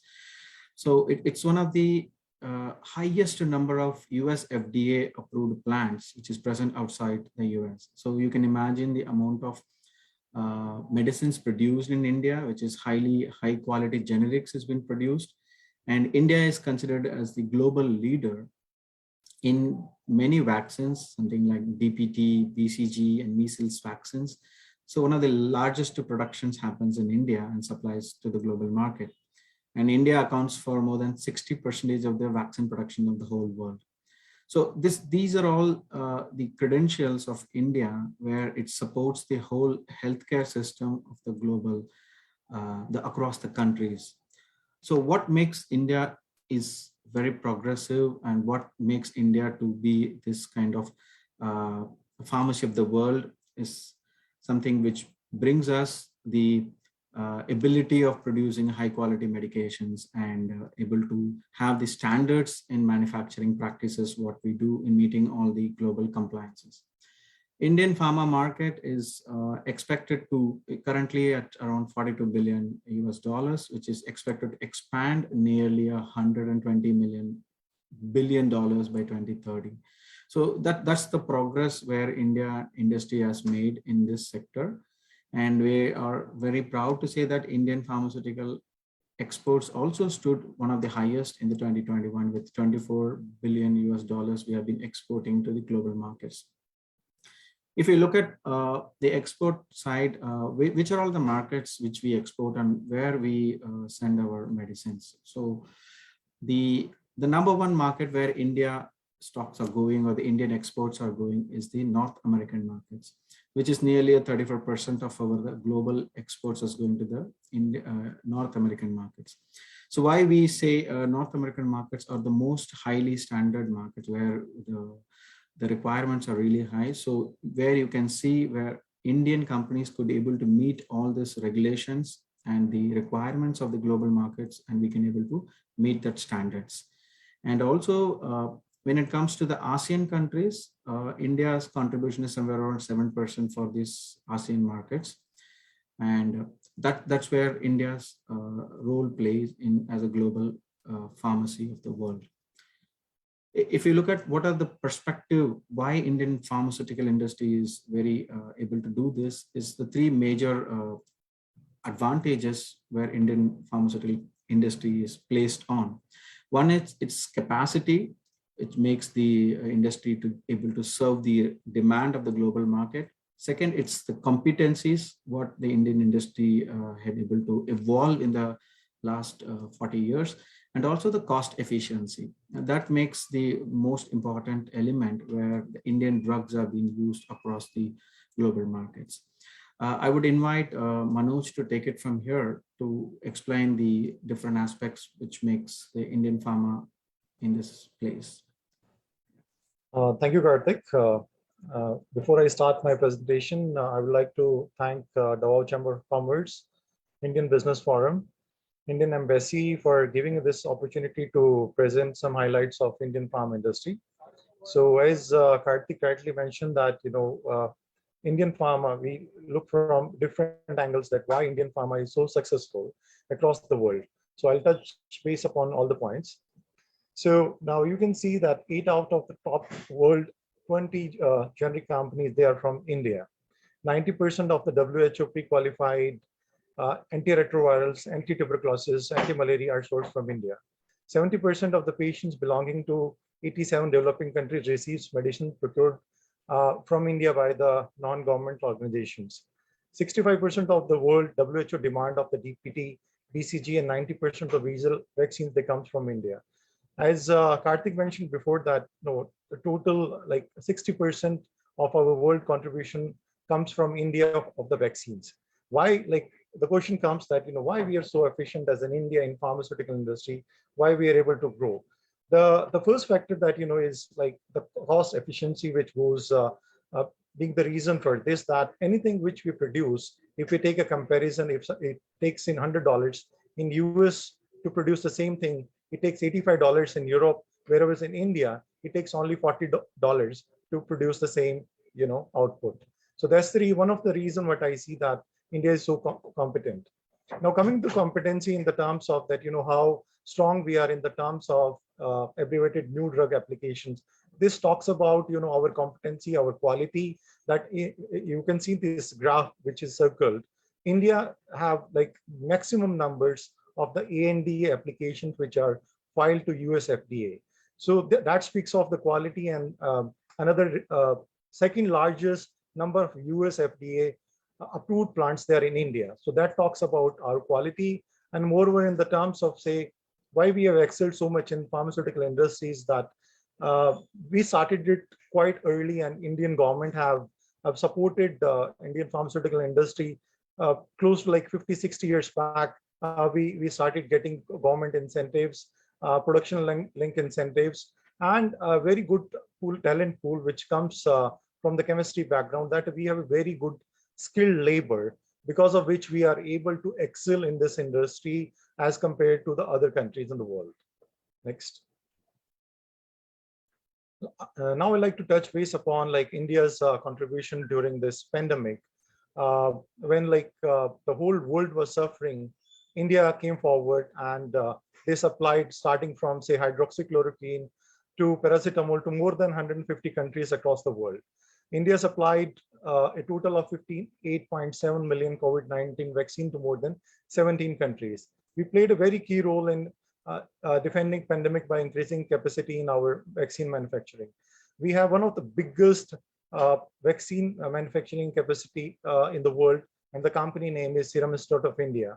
So they are the manufacturer of Covishield AstraZeneca, and they have the capacity of 275 million doses per month. Second vaccine which we have, which is initially developed in India, is Bharat Biotech, and they have the capacity of 60 million doses per month. We were the first country in the world to introduce the first DNA COVID vaccine, bringing the new innovation technology to fight against the COVID.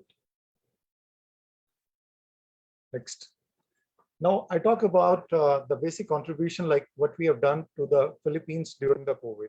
So Indian pharmaceutical industries as a whole, as a group, we have helped Department of Health Philippines, or all the hospital across that, they were not deprived of the essential medicines which are required to fight COVID.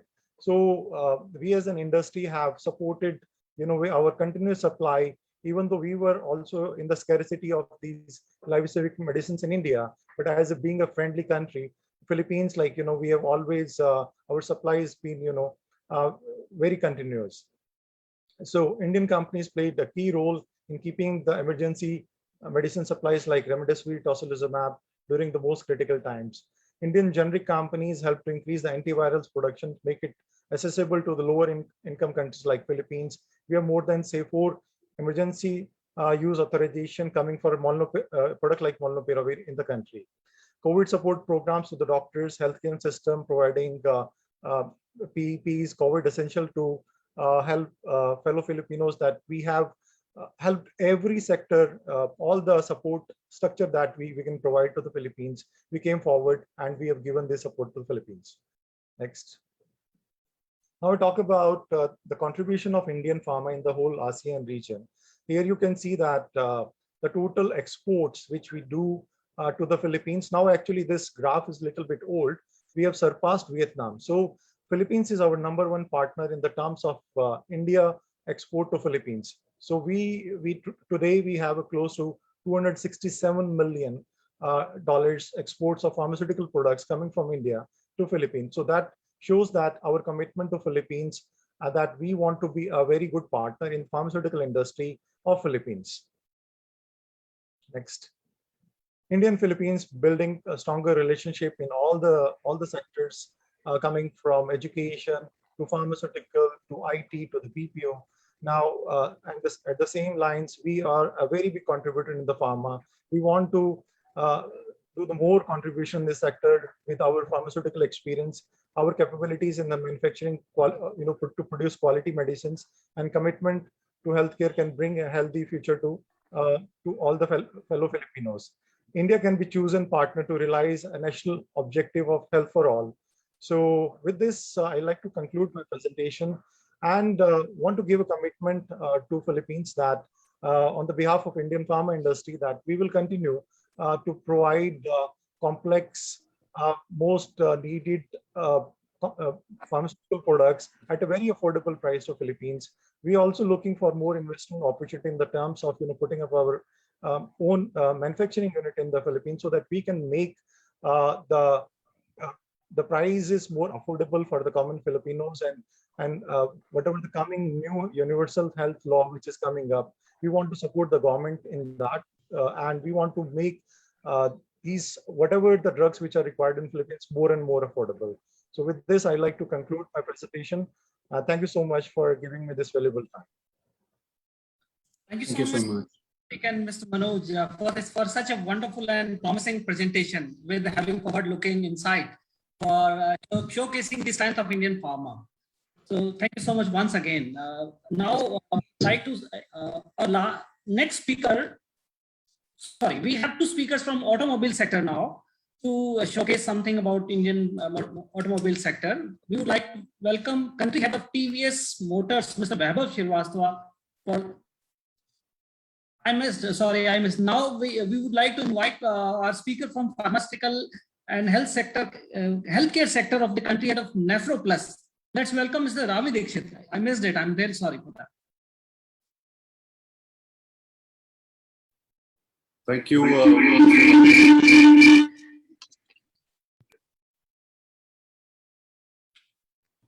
Mr. Rao, thank you. I'm just putting up my presentation. Give me a second. Yeah, please take your time.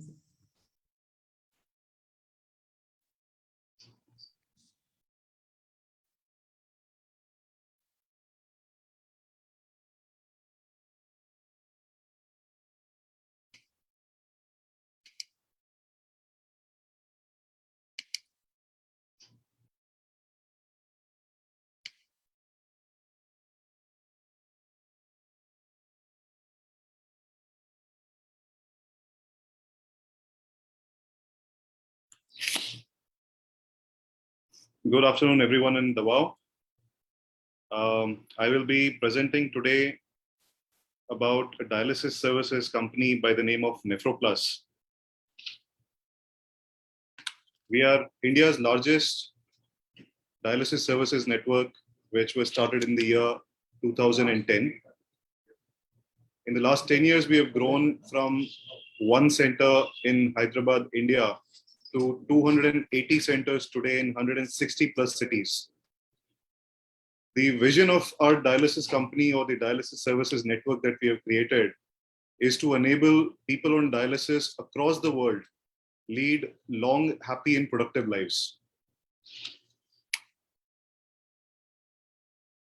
This slide is showing you the distribution of dialysis centers across the length and breadth of India as to how we have covered almost every pin code, almost every zip code of the country with 280 centers, 4 countries.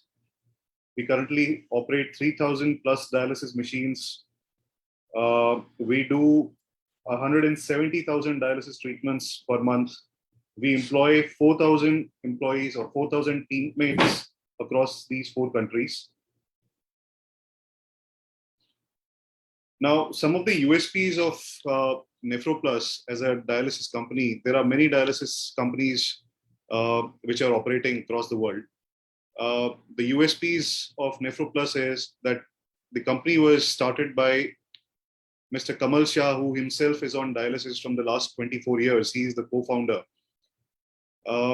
We don't call patients as patients in our dialysis centers. We refer to them as guests.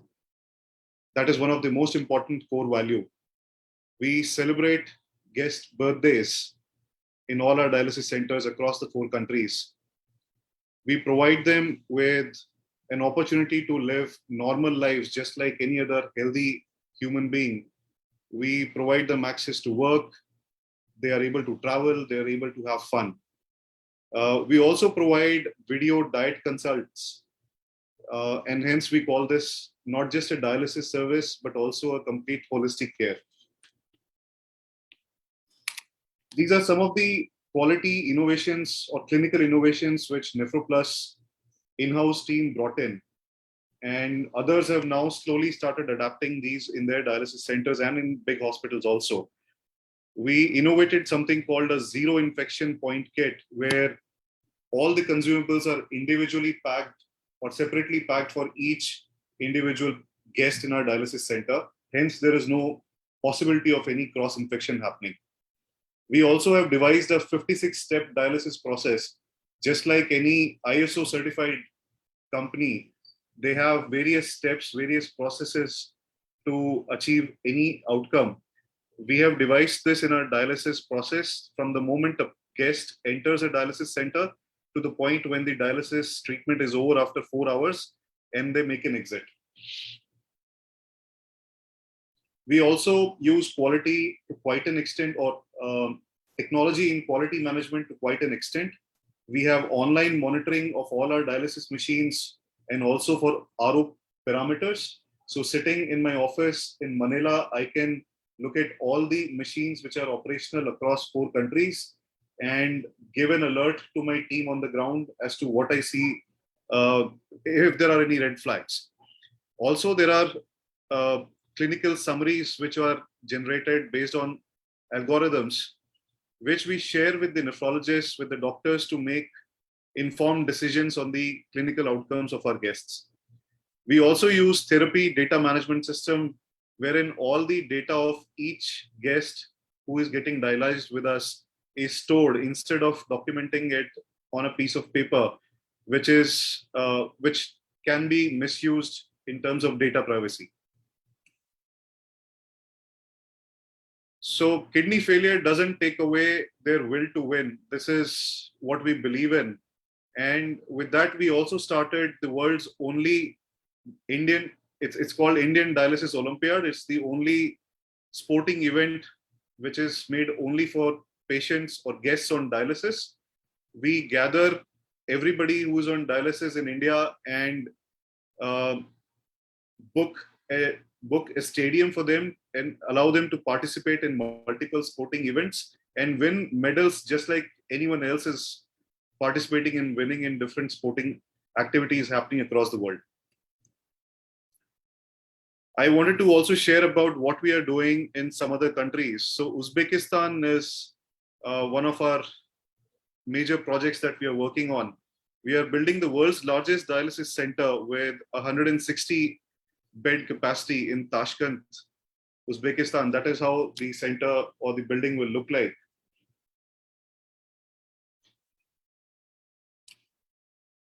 We entered Philippines in 2020. In the Philippines, just to give you an overview of how the dialysis patient numbers exist today, there are about 60,000 patients on dialysis across the country and about 100,000 who are on ESRD. These numbers are increasing 15% year on year from the last 3 years.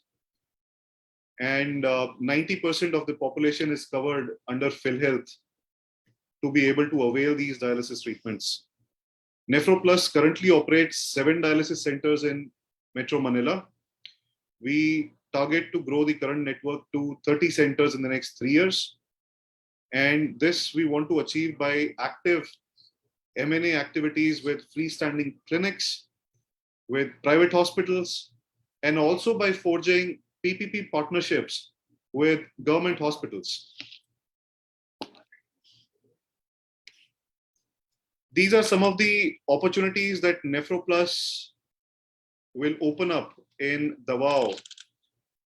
So number one is hospitals which are looking to open or outsource their existing dialysis centers. NephroPlus can come in as a partner for them. So I welcome all the hospital operators, hospital owners to meet and to discuss. I also welcome consumable suppliers in the city of Davao who are already in the business of supplying consumables to various hospitals or dialysis centers. We can collaborate. I welcome the nurses, physicians, and technicians to work with NephroPlus, to partner with us in our dialysis centers, which will be upcoming in the next couple of months. I will also require civil work contractors, RO system installation experts, or suppliers to work with NephroPlus and help us expand.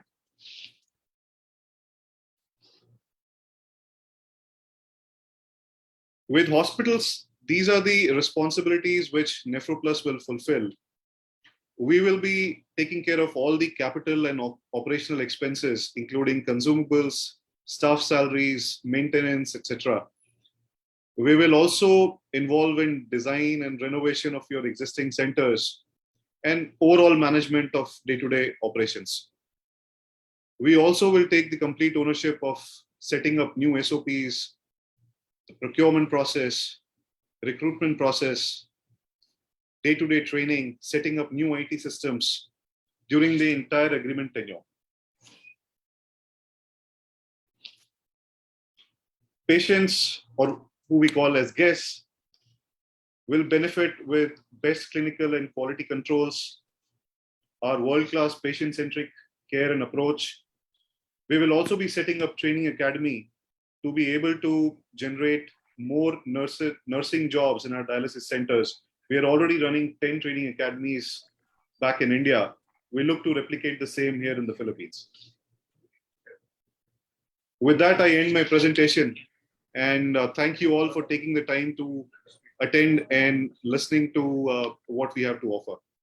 I am in Davao till Tuesday next week, and I welcome the opportunity to meet and discuss what we can do together here in Davao. Thank you. Thank you so much, Mr. Dixit, for offering the business opportunities to the stakeholders in Davao. And definitely you are doing wonderfully well. Start from Ilocos Norte to now Davao City. Your projections and your vision is very clear that you want to contribute to this country in healthcare industry. Now we have two more speakers for automobile sector to start to showcase the strength of Indian automobile sectors. Start with a warm welcome to Mr. Vaibhav Shirwas, country head of TVS Motors. Vaibhav, over to you. Hi. Thank you, Mr. Rao, and thanks everyone for giving this opportunity. I'll quickly start my presentation. So I'll just quickly run you through the TVS Motor Company. Basically, we are one of the largest conglomerates from India, and we are today present in over 80 plus countries, and we have entered the Philippines close to around 6 years back. So running you through our short video presentation about our company products that we offer in the Philippines market.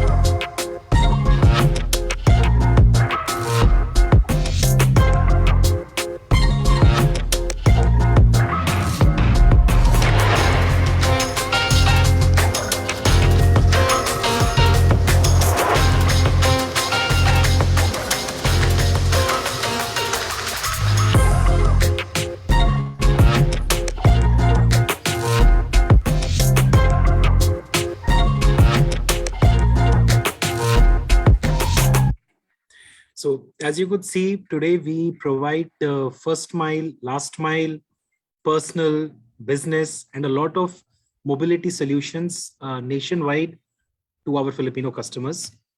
We are one of the top 5 two-wheeler manufacturing company in the world. We have more than 35 million customers all over the world. We have a plant in ASEAN, so we have our own manufacturing facility in Indonesia, which also brings us under the AFTA benefits and also helps us, modify the vehicles as per the requirements of the local ASEAN customers. This is our global presence. As I told, we are present in over 80 countries as of today. And this journey basically started around 125 years before when the company was established. 1980, we entered into the two-wheeler manufacturing. And since then, we have been selling across in India and as well as in a lot of other parts of the world. This is our manufacturing facility in Indonesia, which is the one supplying to the Philippines. We are also into the the premium segment through our brand called Norton. So TVS acquired this brand around a year and a half back. And with this, we are capturing the topmost segment of the automobile customers. So in a nutshell, everything between 30,000 pesos to almost 3 million pesos is the range in which we operate today. As far as our presence in Philippines is concerned, so today we are present nationwide. About our presence here.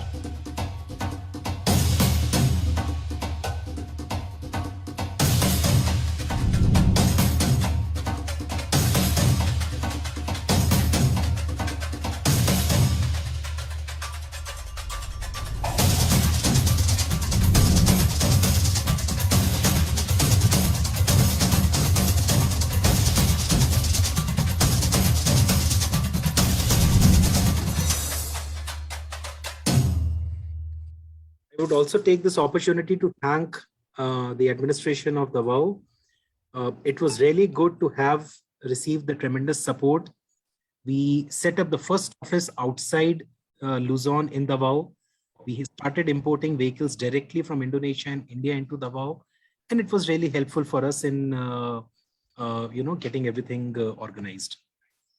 With this tremendous success, we also were able to open one of the largest automobile store in the country, which is in Kalinan, Davao, and we hope to receive similar support and similar love from the customers in Mindanao, particularly in Davao, in future to be able to expand even further.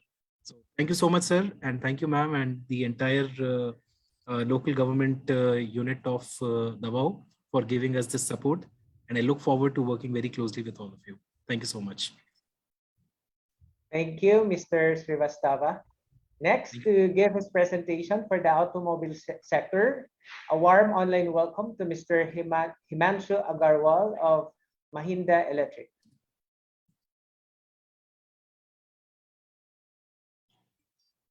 Good afternoon, everyone, and thanks for giving this opportunity. And special thanks to Mr. Nishikant Singh, First Secretary, Commerce and Economics, for giving this opportunity. I am going to present Mahindra Electric today. Can you please confirm whether my presentation is visible? Yes, sir. Go ahead, sir. Okay. So today I'm going to talk about Mahindra Electric Mobility Limited. Talking about Mahindra as a group, Mahindra is a large conglomerate in India. It is the total turnover is more than 20 billion. We are present in 18 industries, and we have a very good global presence. We are present in 100 countries and 6 continents. We are the largest tractor company in the world. We are amongst the top rural national finance banking corporation. We have presence in IT and many other fields. Talking about Mahindra Electric, we have started our journey long back. We started in 1999, and here we are in 2022, and we have good presence in the three-wheeler segment, and there is a work going on the car segment as well. So in India, we have more than 13,000 satisfied customers of Trio, which is our three-wheeler brand. We have the total cumulative 60 million e-kilometers, which has been run by our vehicles. We have a presence in 450 districts in India, and we have 190 plus dealers who are catering to our product range in India. We have a wide product range, which is basically catering to the last mile mobility. And you can see the electric vehicles, which are branded as Trio. We have 3 product range in Trio, which is powered by the lithium-ion technology. And we have one more product, which is powered by the lead acid technology, apart from what we have in the diesel category. We have 2 manufacturing facility of Mahindra Electric. We have a component line wherein we make our in-house components, and we have a state-of-the-art manufacturing facility with a vehicle assembly line in Bangalore. We have a manufacturing capacity of more than 15,000 units per annum, and we are currently manufacturing 4-wheelers, 3-wheelers, and kits for electric vehicles, which we supply to the companies within the organization as well as to few outside companies. The vehicles, Mahindra Electric is having Nemo, which is a cloud-based technology platform, which can help our customers to look at the data and analytics. We offer smart chargers. We have technology to connect driver with the vehicle, and there are new business models which are emerging, and we have a lot of opportunities which can be explored to redefine the last mile mobility. If we look at the electrification, what is happening globally, we can see that way back in 2020 itself, the total share of 2 and 3 wheelers is more than 44% of the total EV fleet. And it is followed by buses, followed by passenger car and vans and trucks. And we know that electric vehicles penetration is growing with the focus on environment and sustainability. And this trend is going to pick up pace in the coming time as well. Now I'm going to quickly touch upon one of our product range, which is called Trio. So we have passenger version. In passenger version, we have two products. One is the Trio Auto, which is on the right-hand side, and another one is Trio Yari, which is the e-rickshaw, which is most popular in India. About Mahindra Trio, it's a L5M category electric passenger vehicle, which is a perfect substitute of the ICE-powered vehicles which are running on the road, as well as there are so many tricycles which are present in Philippines. This vehicle can be a perfect replacement of those vehicles across Philippines. The vehicle comes with the driver plus 3-seater capacity, and the battery, the motor of the vehicle is very powerful, delivering 8 kilowatt power, and it can go up to top speed of 55 kilometers per hour. Quickly talking about some of the feature of the vehicle, it gives best in class performance. The motor as well as the battery is certified as per IP67, which is one of the very good certification against water and dust. We have passenger side door for the safety. We have longer wheelbase. The gradability is good, so the vehicle can actually climb any gradient very easily.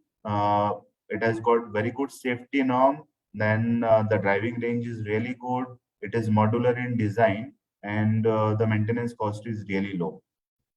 The vehicle comes with the advanced lithium-ion technology, and it gives life of more than 150,000 kilometers. There is zero tailpipe emission, and there are other benefits like ease of charging. So many people wonder whether when the electric vehicle comes into picture, do we have to really have the charging infrastructure? So friends, let me tell you that this vehicle does not require a charging infrastructure. All what is required is a 15 ampere power point plug with 220-volt power supply, and a customer can charge the vehicle anytime, anywhere. We have another product range which is for the e-commerce and last mile delivery. And this is called Trio Zor. It is based on the Trio Auto platform, and it comes in 3 versions. You can see the delivery box, you can see the pickup version as well as the flatbed version. This is becoming quite popular in India, and Amazons and Flipkart and many other vendors are going for this vehicle because of various benefits which it offers. It is again in the L5N category, and it comes with the delivery box, which is having high capacity cargo box, and it is a perfect solution for quick turnaround and for last mile delivery, especially in the e-commerce players. It has already won the SCV of the Year award just 6 months after its launch. We have already started exporting Trio to Nepal as well as in United Kingdom, and we have plans to introduce Trio in Philippines, and we are also looking at many other markets. So this has been the journey of Trio. After selling good number of vehicles in India, we are going in all the export markets. What are the opportunities in Philippines? We know that there are more than 3.5 million tricycles vehicle park, which is waiting for replacement. We know that last 2 years have been washed out because of the pandemic, but we see this as a big opportunity. Philippines is the only country in the Southeast Asia which has already a history of electric three-wheelers present. And we have also started the testing in Metro Manila, Quezon, and Mandaluyong provinces way back in 2020. We have showcased our vehicles to more than 2,000 drivers, and we have received very good response on range, vehicle performance, and comfort. We are looking for business partners, and we are in discussion with various corporates across Philippines. And if anyone wants to reach out to us, we are more than open to have a discussion on our association, and we want to bring Trio into Philippines at the earliest. So that's all from my side. Thanks a lot, and thanks a lot once again for giving us this opportunity to present our product range. Thank you. Yeah, thank you so much, Mr. Gowal. Definitely, it was a wonderful offering by you that you have shown your interest to enter into Philippines. Moreover, electric vehicle is the need of the hour. It is the support to the, it's environment friendly, and it is in the interest of at large for environment, definitely. Our next speaker will be speaking about the chemical sector, and that new gentleman, Mr. Animesh Jan, who is from RM Chemical. He has recently entered into Philippines with manufacturing facility. And we look forward to get better insight about chemical sector from Animesh. Over to you, Animesh, please.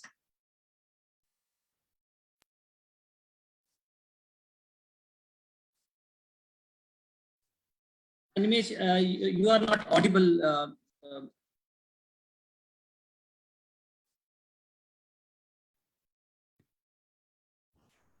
Am I audible now? Yeah, perfectly audible. Okay. I'll share the screen again. I don't know what happened. So, okay. Thanks a lot, Mr. Rao, for this opportunity. And I would like to thank the Davao Chamber of Commerce, the Davao City Government, the Investment Board of Davao, the Indian Embassy, and the India Business Forum for making this session possible. To begin with, I represent RM Group from India. It's a 120 plus year old family driven, but a professionally managed business group. The group has a heritage of 122 years. The total manpower across locations is 2,800 plus. We are present in 4 countries and 10 cities. Just to give you a glimpse as to how we are present across South Asia and Southeast Asia. We have a major presence in India. Then we are present in Sri Lanka, Nepal, Singapore. We have a regional office set up. And then we have very recently started operations for manufacturing FMCG detergents in the city, in Laguna, in the city of Cabuyao in Central Luzon. Talking about chemicals, first I'll take you through what all we do in terms of chemical manufacturing and related industries before I go ahead and talk about how we can mutually participate and grow our business presence in Philippines.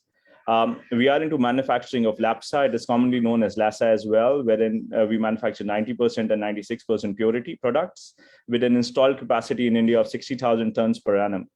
At the same time, we also are into distribution of polymer granules, which are widely used in manufacturing of multiple varieties of plastic products across the country. In the FMCG manufacturing, we are present in manufacturing of detergents, toilet soaps, liquid soaps, as well as food items. We have presence in India, Sri Lanka, Nepal, Philippines. We have an integrated manufacturing and innovations hub, which is located in Baddi, Himachal Pradesh in India. And all our locations are fully automated, are fully SCADA enabled with fully automated manufacturing processes. Because if you look at chemical manufacturing, it has to be a controlled manufacturing process. And with automation, we can achieve highest level of standards. I'll talk about our presence in Philippines. We are very new to Philippines. We just set up a greenfield project and have started production in the month of December 2021. This is a fully automated manufacturing facility, and the project cost for our Philippines project was approximately $19 million. We are treating this as a first step into Philippines in terms of manufacturing, and we are looking forward to getting into more segments. I'll talk about the segments which we are exploring and where we have the presence. We are also manufacturing fertilizers in India. We have a total installed capacity in India of 145,000 tons per annum for different types of fertilizers. And we are working towards environment-friendly fertilizers, and we have a very good innovative in-house research center. And we see that Philippines is a great potential market with its agrarian economy, and especially the Davao and the Mindanao region has got a lot of agriculture-based industries. And I think we as a group can mutually benefit by entering into the Davao region. I'll just give you a basic idea of the chemical industry in terms of global market value chain. So the chemical industry is basically divided into feedstock, basic chemicals, commodity chemicals, intermediate chemicals, specialty chemicals, and then there's marketing and sales side of it. So as far as our research goes, there a lot of these segments do not have manufacturing presence in the Philippines as of now, and most of it is getting imported. And that is where we see a great opportunity of partnership in the Philippines. Because we are into fertilizers and we are looking at fertilizers in Philippines as a potential sector of growth. The fertilizer industry outlook in Philippines is spread over urea, which is the major chunk of fertilizer usage, which commands 34% of the market share, followed by ammonia sulfate, which is 24%. Then we have got complete NPK, which is at 16%, ammonia phosphate, which comes at 11%, potash at 10%, and diammonium phosphate, which comes at 5%. In India, we have been working very aggressively on NPK, and we have been doing a lot of market research, a lot of research on this product so as to make it more environmentally friendly and viable, and that it retains the soil quality is retained for a very long period of time. And that is why we are coupling these things with soil conditioners to provide more breathability to the soil at the same time. If I look at the overall outlook in terms of where these fertilizers are getting used and what kind of farming sectors they are getting used, so we find that the biggest contribution, the biggest chunk of fertilizer usage is in rice, which is at 38%, followed by corn, which is at 21%, fruits and vegetables at 19%, sugar-related crops at 7%, and other crops constitute to around 15% of the overall fertilizer usage within the Philippines. This data is slightly old because we have been able to do some secondary research for this data. So this data is around 2018-19 financial year. For our group, we are looking at the Philippines is going to act as a regional headquarters for us for the Southeast Asia region, and we are looking to invest in the following fields in the Philippines. Number one priority is fertilizer manufacturing, and that is why we have done our bit of research as to what all can happen in that segment. We are also looking at specialty chemicals manufacturing. We are also looking at olefins processing, which is based on vegetable oils and other forms of oils, and also surfactants processing in the Philippines, because as far as our research has been done, there's only one major player who's doing manufacturing right now, and most of the material end product is getting imported. So we see a lot of potential for value addition in this field within the Philippines. When we talk about sustainability, sustainability is a top agenda for our group. We pride ourselves in recycling 100% of our dry waste and creating zero water discharge sites from all our manufacturing locations. We have been tapping very aggressively in renewable energy usage and have been using solar energy to power our plants at most of the locations. At the same time, we work very closely with the society wherever we are present by providing education, medical, housing support to the society at large.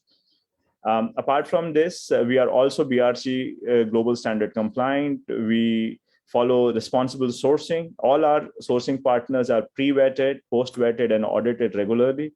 We are HCAP compliant and certified. We are FSSC compliant. We also, for our food productions, are halal certified. Thank you. Thanks a lot for this opportunity. Would love to be in touch. These are my coordinates. You can feel free to write to me at animeshjain@rmgroup501.com. Thank you. Thank you, Mr. Animesh. I hope everyone is still up. And should you have any questions about the presentation of our speakers, please type them in using the chat box below, and we will address all of those afterwards in a few moments. Now we are on the last set of our speakers today. We are graced by the three speakers for the IT and digital sector. let's keep the ball rolling and give a warm online welcome to the country head of Tech Mahindra, Mr. Pranab Roy Kodhori. Hi, thank you. Sorry, can you just project the presentation? Yeah, thank you. So, dignitaries from the government of Philippines, Mr. Nishant Singh and esteemed guests and speakers from various industries. So, very good afternoon to all of you. First of all, I would like to thank you all for giving us this opportunity to showcase our capabilities and also an opportunity to interact with esteemed business leaders in this forum. I'll start my session by giving all a briefing about my parent company, what we do globally, and also our investment and strategy in the Philippines market. Before I proceed further, a very brief introduction about myself. So I'm Pranab, and I head the business for Tech Mahindra for a few countries in the Southeast Asia region. A brief about the Indian IT industry. So India is known for its IT industry globally. We have been offering innovative solutions to various customers across the world when it comes to the field of IT. So globally, our revenue in IT alone is about $227 billion. And last year, we have showcased a growth of about 15% in the IT industry. India is poised to do much better, and going ahead, we expected to showcase a growth of about 11 to 12% and reach global revenue of about $250 billion. Sorry, can you please go to the previous slide, the Mahindra Group itself? Yeah, right. Thank you so much. Now, before we go ahead, let me just give you all a brief about Mahindra Group, and then we'll proceed to Tech Mahindra. Now, Mahindra Group is one of the large industrial powerhouses in India with global revenue of about $22 billion and with presence in more than 100 plus countries with a workforce of about 250,000 plus across the world. Now, while the Mahindra Group has diversified across various industry sectors, it enjoys a leadership position in utility vehicles, information technology, financial services, and vacation ownership in India. Mahindra Group is also India's largest SUV manufacturer and world's largest farm equipment manufacturing company. Now, few of you might have seen the Mahindra vehicle in Philippines roads. And for few who might not know, Mahindra's association with the government of Philippines has been for quite some time. In fact, we have been supplying petrol vehicles to the National Police of Philippines for 15 plus years. And that's the reason why you see a lot of Mahindra SUVs being used by the National Police in Philippines. So our association with the government of Philippines is not new at all. Mahindra has also been investing a lot in various clean energy solutions like solar power, wind power, etc. And we have been one of the pioneers when it comes to offering green energy solutions. Moving on, next slide, please. So Tech Mahindra is a pioneering Indian IT company, and Tech Mahindra contributes to 25% of Mahindra Group's revenue. So about $5 billion revenue comes alone from Tech Mahindra. We have been leaders in providing IT solutions to various industry sectors like banking, healthcare, telecom, retail, manufacturing, etc. And we have been serving many of these industry verticals with our IT offerings across these verticals in Philippines as well. We have also made multiple acquisitions of some very large IT companies like SoftChain, Bond Group, Pininfarina, etc., which makes us one of the leaders in offering IT solutions to various industry verticals across the world. Now, SoftChain is a very interesting acquisition that we have made. They are leaders when it comes to offering IT solutions for the banking industry, like cashless solutions, digital solutions, etc. for banks. And they have a very large established base in Philippines. So Philippines has been a hub for Tech Mahindra for offering digital solutions to various customers in the banking industry and insurance industry from Philippines. Pininfarina is another large acquisition. So some of you might have heard of this name, Pininfarina. They are known for designing very high-end cars like Lamborghini, Ferrari, etc. And the reason Tech Mahindra acquired them is so that we can offer digital solutions to various car industry companies. So in net, globally, we are a large enterprise, but with very strong offerings across various countries in the Asia Pacific region. So this slide actually talks about our presence across the Asia Pacific region. Now, Philippines, we have about 7,000 plus people. In Singapore, about 700 plus people. Indonesia, 500 plus people, etc. Now, the key message that I want to highlight in this slide is, while globally we might be a very large IT organization, what is important is our commitment and focus for the Asia Pacific market. We have been highly focused in this region, and we have been growing significantly across the Asia Pacific region, primarily because of a local investment strategy that we have. In Philippines alone, we have over 7,000 plus people working in this country across multiple offices for the last 20 years. And we have made significant investments in this country, which has helped us grow the IT industry in Philippines. And our strength comprises of both BPO skill sets and IT engineers. And we cater to customers not only for Philippines, but also for customers across the globe. Next slide, please.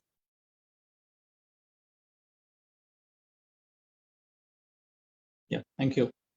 So these are some of the various verticals for which we have been offering solutions, not only in Philippines, but also across the world. Some of our leading verticals are the banking and financial industry, which is known as BFSI. Telecom industry, we've been working with some very large telcos in Philippines like Globe Telecom. Manufacturing and utilities vertical, again, we have been working with some leading manufacturing companies in Philippines and across Asia Pacific, and with some large utilities companies in the Philippines market. Retail has been another vertical. So while we work with very large companies across these verticals, we also bring in our learnings and best practices from these various verticals to the Philippines market. And that's how our association with multiple companies have been for a very long time in Philippines. And that's the reason why TechM has been a preferred IT brand for various companies in the Philippines market, not only with the government institutions, but also with various other industry verticals where we have been offering multiple different types of solutions. Next slide, please. So this slide actually talks about our presence only in Philippines. We have 8 offices in Philippines with a resource strength of about 7,000 plus people. So we have been working with some very large logos locally in Philippines, like some leaders in banking industry, manufacturing industry, oil and gas sector, utilities, and with various other industry verticals. And 90% of our workforce in Philippines have been locals. We have been associated with various universities and multiple other associations, which has helped us recruit a lot of local talents and then grow these local talents in various cities like Cebu and Manila, etc. So we have our own large setups in these 2 places, whereby we have been training using these centers for training Filipinos and then getting them and gearing them up for various IT services to serve our customers globally. We also have an established development center in Philippines. Yeah, next slide, please. Now, in my previous slides, I had reflected that we have about 25 development centers across the world, of which 25% of our delivery centers are based out of Philippines. So 6 delivery centers in Philippines. So that actually shows the sort of commitment we have for this market.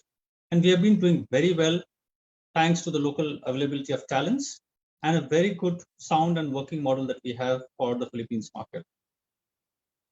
The average years of our IT consultants in Philippines is about 3.5 to 5 years, which also shows that most of employees that work with us have long-term commitments with Tech Mahindra. The areas that we have been transforming the government, the areas where we have been transforming few government institutions and other industry verticals is in the space of digital. various solutions like omni-channel, 5G, 4G technologies, etc. These are some of the very niche offerings that we come with based on our local skill sets availabilities. Next slide, please. Like I mentioned, we have about 8 offices in Philippines. So this is just a reflection or some pics of some of the offices that we have across various cities in Philippines. So this we have distribution of employees across these various cities or different offices that we have in both Cebu and Manila. Next slide, please. Now, while we have been working for a long time in Philippines, we have also been involved on multiple CSR activities. So we have been involved with with various associations in Manila to offer our CSR offerings to various hospitals and various other institutions and people on the ground with medicines, food, etc. So this is one large CSR initiative that we had driven recently. That is, to help the local community and also be a part of this community. So this actually shows the sort of commitment that we have been having in this market. Next. Now, besides the CSR event that we were involved in Manila, we have also done multiple other CSR events in Cebu, where we have tied up with local village associations and the local government associations there to distribute food, medicines, etc. So this is another CSR event that we did recently, whereby we had distributed food and medicines to various people there. So our community service, which is part of our global mandate, has been rolled out very well and extensively in Philippines. Next slide, please. This is another CSR activity that we have been driving as part of our sustainability program, whereby we have been focusing on clean environment and pre-plastic world. So we had actually landed up cleaning a lot of beaches and creating some awareness on the use of plastics and the effect it has on the world. So this has been another major initiative that we had again tied up with the government of Philippines to drive this initiative. And plus we have been doing a lot of things on the mental health and all this stuff. So that we have been promoting through our IT solutions. Yeah, next slide. So that's it. I would just like to thank you all once more for giving us this opportunity. And I hope I could give you all a quick summary of the investment and strategy that we have outlined for Philippines in the last few years, and also our long-term strategy in this market. Thank you so much. Yeah, thank you so much, Mr. Chaudhary, for representing Mahindra over here. Although Tech Mahindra is the known name in Philippines, without any doubt, and your projection for Davao City is definitely promising. Now, our next speaker in the country, in the IT sector is Country Head of Tata Consultancy Services. Let's welcome Mr. Shiju Varkis to deliver. Mr. Shiju, over to you. Thank you, Mr. Rao. I'll just take a minute and I'll share my screen and I'll get started.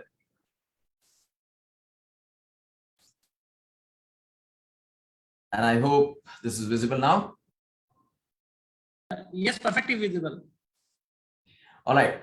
So once again, welcome to everyone who's attending this event, and thank you so much for Mr. Nishikant Rao and the dignitaries in Davao and the administration, which has taken this initiative in terms of bringing the businesses together and seeing how we can partner and prosper in the next decade and more.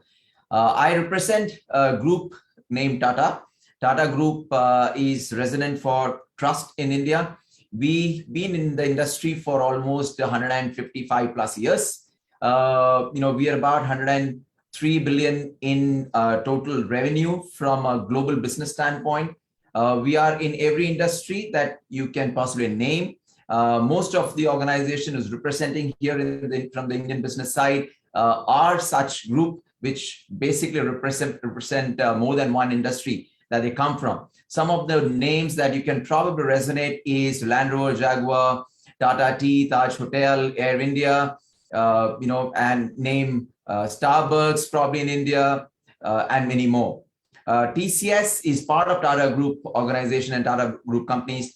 And TCS is a global IT services company with a market valuation about 165 billion. We have about total Tata Group employs 800,000 plus people globally.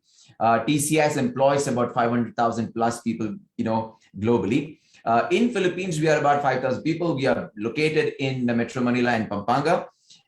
We do lead the industry from an IT services standpoint, and we are partnering with many global customers, as well as we are partnering with most of the leading industries and business houses in the Philippines in terms of providing IT solutions, ranging from services to platform and so on. What I would like to focus here is less of telling what our group and companies are, which pretty much will resonate and pretty much will sound similar to what my colleagues are talking about. But let me take you a moment in terms of what this industry has to offer from a business perspective and from a growth perspective, and also from a community development perspective. The IT industry globally, is we're looking at about the global IT industry IT spend of about 4.5 trillion, which is forecasted in 2022. Now, 4.5 trillion is the global IT spend, and within that, there are various sectors and segments. Within that, IT services leads the pack. What it means for all of us is the IT services, anything to talk about services, be it when it started with BPO, now it's IT services, anything to talk about services, it means we need qualified professionals, qualified people with language capability, with Western culture affinity to really cater to that demand which is created by this industry, which is going to grow exponentially in the coming years. There won't be anything as such of IT sector anymore, because most of the companies or any industry vertical that you take, be manufacturing, pharma, automobile, or any other, all of us are going to embrace IT as the core for their business growth and business perspective. And therefore, IT will become a core for most of the industry verticals that we are operating from.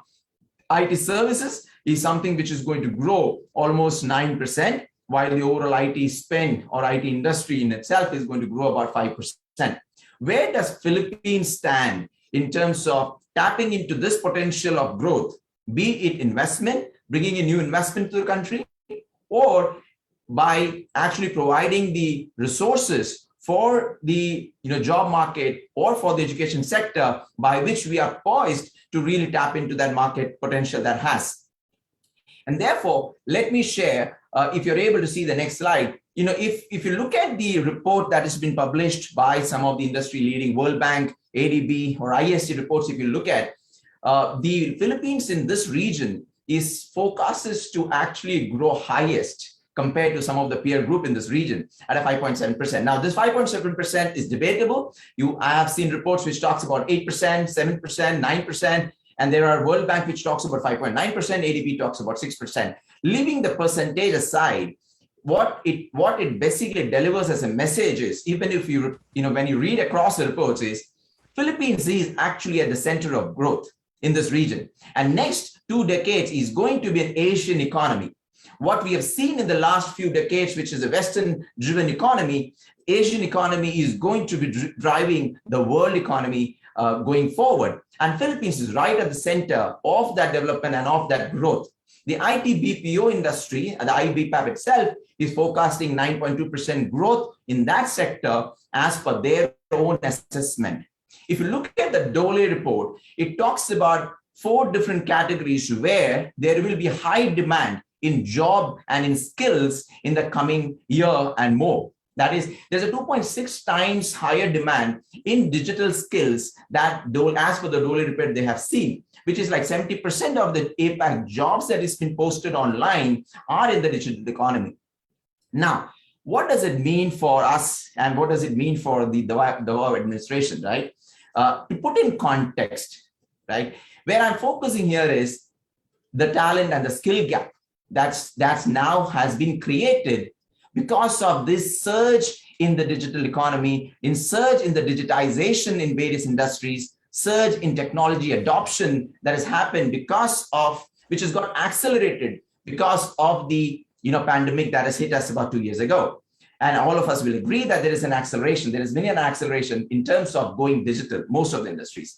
There's 150 million tech jobs that is going to emerge in the next 5 years, 150 million globally. 43% of the companies are saying that they are already seeing a skill gap. About 44% of the companies are saying they will necessarily see a skill gap in the next 2 to 5 years in fulfilling those demands. All right. And there are 53% of the companies, as per the report, suggests that they're already working towards reskilling their current employees and workforce to meet the requirement and demand which is coming out of the industry. Okay. As per one of the ADB report, 14.2 million person training hours is required just to meet the skill required by the IT BPO industry in itself. That's where the potential lies in terms of making sure we are coming with a framework and a structure which enables our people to be available and be skilled to really tap into that potential which the IT industry is going to create. How TCS is helping in this field? We've started this initiative a couple of years back, and yet last year has been one of our premier year where we started. In Cordillera Administrative Region and Western Visayas region, we've started a program called TCS Go IT. Go IT is a program where we offer students to really embrace digital as a skill. We offer them platforms, trainings, and resources from TCS, and which helps them to come up with their own digital solution in any of the areas that they choose to work on. We help them to patent it. We help them to commercialize it. We help them to really be available and employable by the industry when they really graduate from the school. Because many of us learn in the school, but they are probably not employable by the industry. That's where TCS comes in and plays a role. TCS Sustainathon is something which we took as an initiative, wherein we brought our students from various universities and colleges in Philippines, and we brought them together where we provided a challenge. They took up a challenge in sustainability in education sector. And there were competition that they went with. There were the finalists that were chosen. About 3 of them got through as a finalist. Now, Philippine students are now competing with Malaysia and Singapore through this platform where they are actually showcasing that digital solution or a mobile app which actually helps the education sector to do better. Right? So Ignite My Future is about training the educators or training the trainers, training the teachers to actually, inculcate or to take digital as a medium in their education programs. So these are the ways that we are working with, and we are seeing great success. About 1,288 voluntary hours that we have given, more than 1,000 plus students has been touched upon, and this also helps the industry to actually hire these resources who are trained already by TCS. We ourselves have hired, I think, about 500 plus resources fresh from graduates in the last 1 year or so. What I have to offer by saying and by sharing this is we are intending to bring the support to Davao. We are eager and keen. We are looking forward for the participation and the welcoming arm from Davao so that we can bring these programs to Davao. And if I get a green signal as early as next quarter, we can start this. We will bring this because this is where we are going to tap into the talent which is required by the industry, which is required by various industries within the IT skill set. And that's how we can help grow the economy, not only grow the economy, but position the city more from a place where people can tap in or people can invest in because of the availability of resources and the framework and the acceptance of this very fact that IT is going to be the center and core of every industry that is going to grow in the next decade. Thank you so much for giving this opportunity. More than happy to take you much more through in detail about Tata Group, TCS, various sectors that Tata Group is present in. There are opportunities where we can actually source the beans from Philippines. We can source various other raw materials from Philippines. And as a group, we can help the economy. More than happy to discuss in some of those areas. There are also things that we're working in terms of coming up with COVID test kits and so on and so forth. It is already in registration process. Some of my colleagues and friends from the industry are helping us register those products, which is Tata products from medical devices. But from TCS, as representing Tata Group and TCS, I'm here to, in support of Davao, in support of building this relationship further, and in accordance with our embassy, which has a very great idea and a strong commitment in terms of bringing these businesses together in our future growth. Thank you so much. Back to you, Mr. Rao. Thank you so much, no, Mr. Vargas. No, that was awesome. No, thank you for sharing that information with us, and we hope to collaborate further with you in the future. And now moving forward, last but not the least, of course, let us give a warm online welcome to the APEC head of HCL Technologies, Mr. Surabja.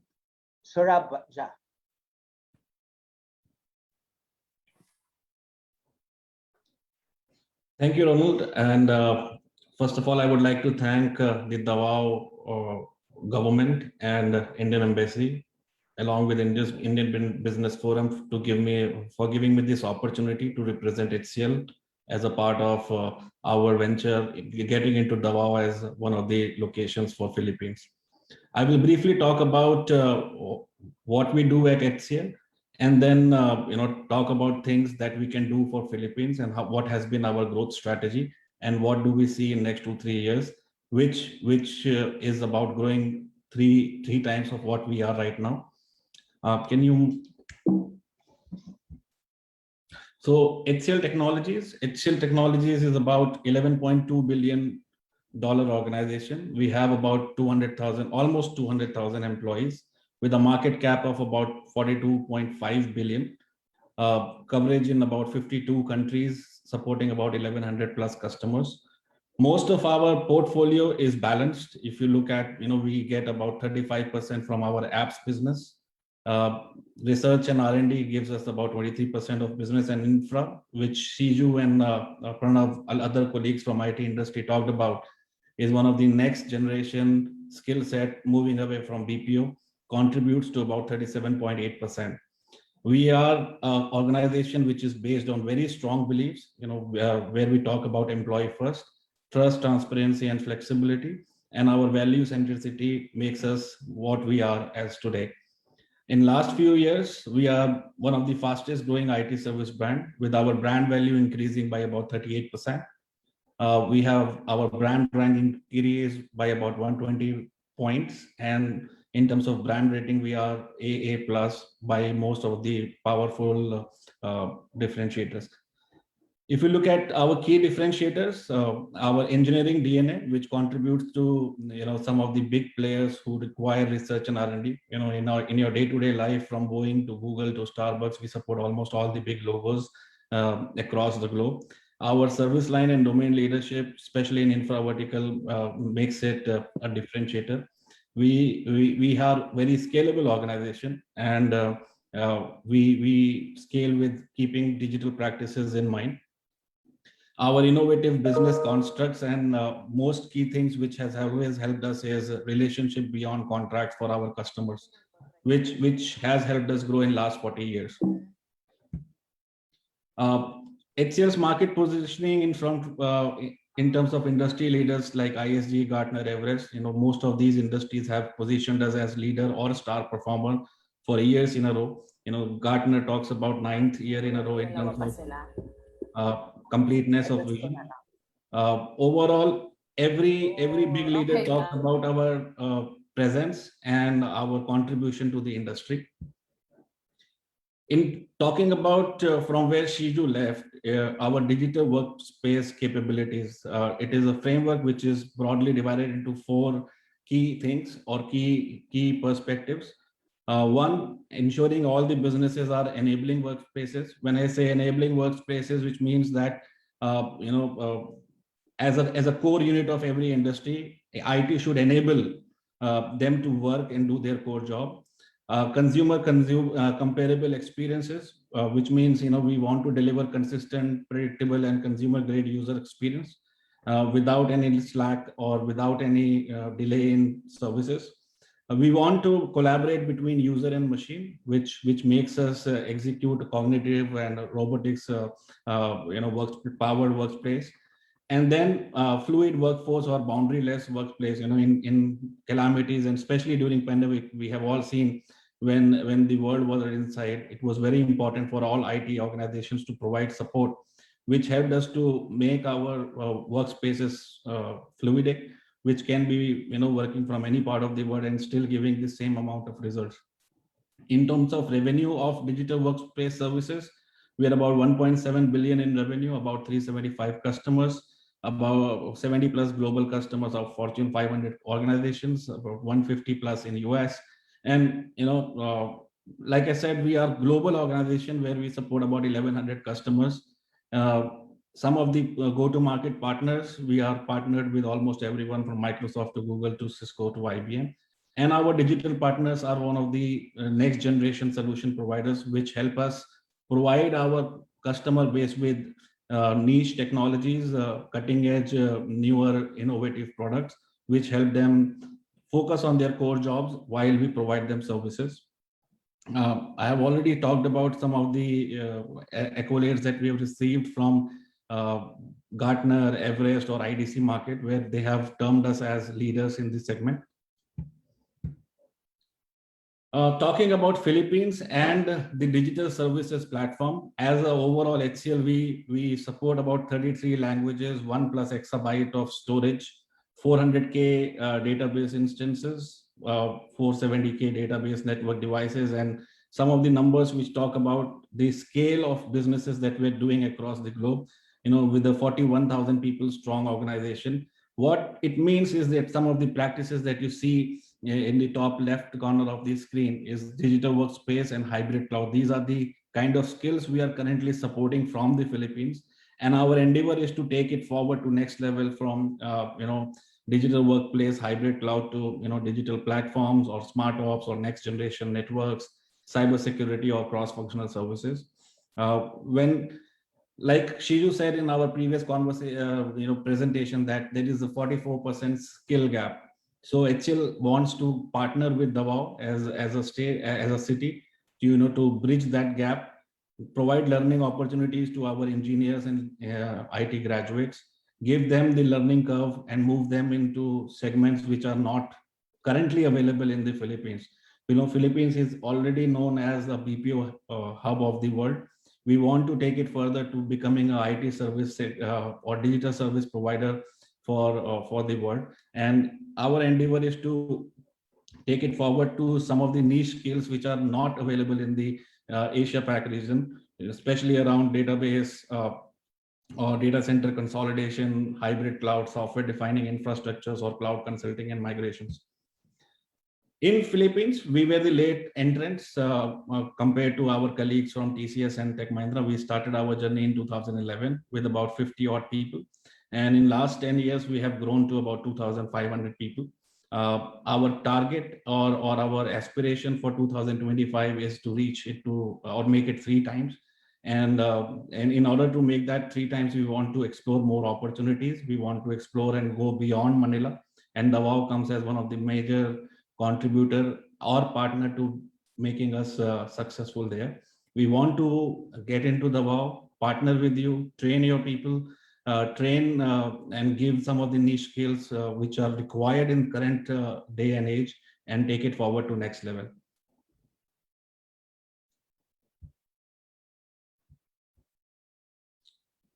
Any questions, please feel free to reach out to me and on the chat window, and I can share my contact details as well.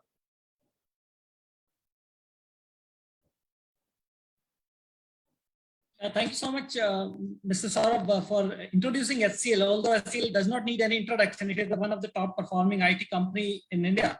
And definitely you have agreed that you are late entrant, but your pace and vision is clear, and you have something to offer the Davao city on an immediate basis. We look forward for your success of your future endeavors in this Philippines, especially in Davao city. Indeed, a productive day it was, with all the great presentation made by our guest speakers. And definitely we have lot many to offer, and Davao city is the best host, which we understand that this journey will come out with some of the better outcomes, better milestones will create the future. In the future timeline, it will create better milestones. Moving forward, we are now opening the floor for questions for the attendees. If any questions are there, feel free to refer to us. We will be opening this forum for coming a few minutes. Yeah, for a while, one moment.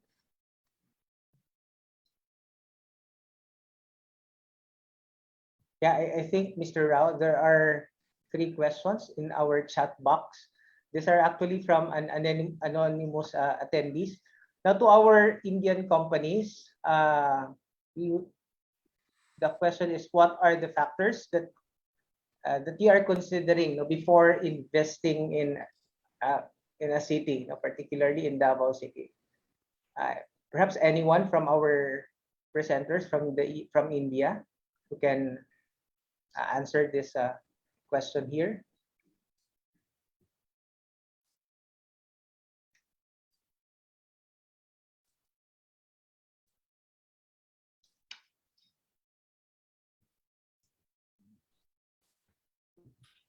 Hi, Ronald. I can address from an IT sector standpoint.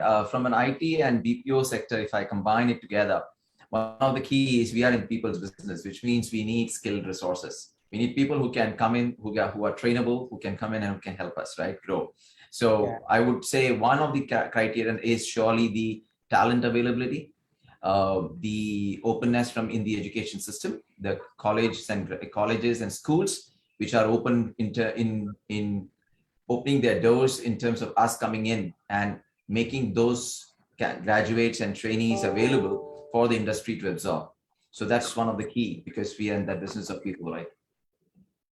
If that addresses. Yeah, I agree on that. That's very important. We need to consider also the resources available in a particular city to help you grow your business in that area. That's good. And any other inputs on this particular question? Anyone from the Indian companies?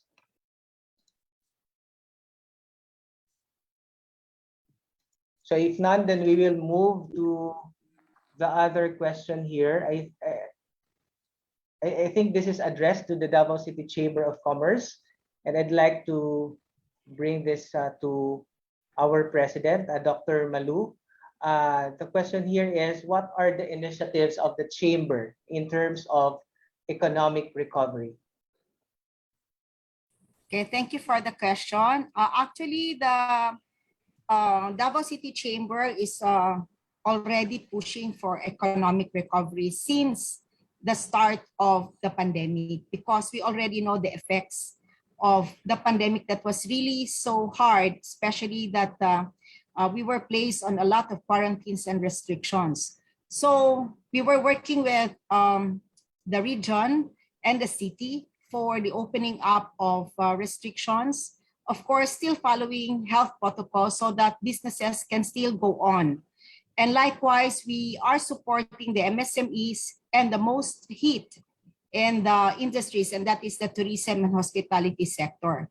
We are with the different committees in espousing policy amendments and changes to support the initiatives that are being given also by the business industries who are with us in the economic recovery. So we have had a lot of consultations on the ground. And likewise, we have been espousing on a lot of activities, especially now that more or less the economy is opening up, like this roadshow that we have. So we're glad that there's a lot that's coming in. Since the last quarter of last year, we have had several linkages with international business chambers. We have revived also our internal linkages, even here in Davao and nationwide. Likewise, we have improved on our processes on reviving our sister agreements. And of course, we have been espousing together with our government, the local government, on working on solutions, on policy directions that could spur more economic recovery for the businesses in the city.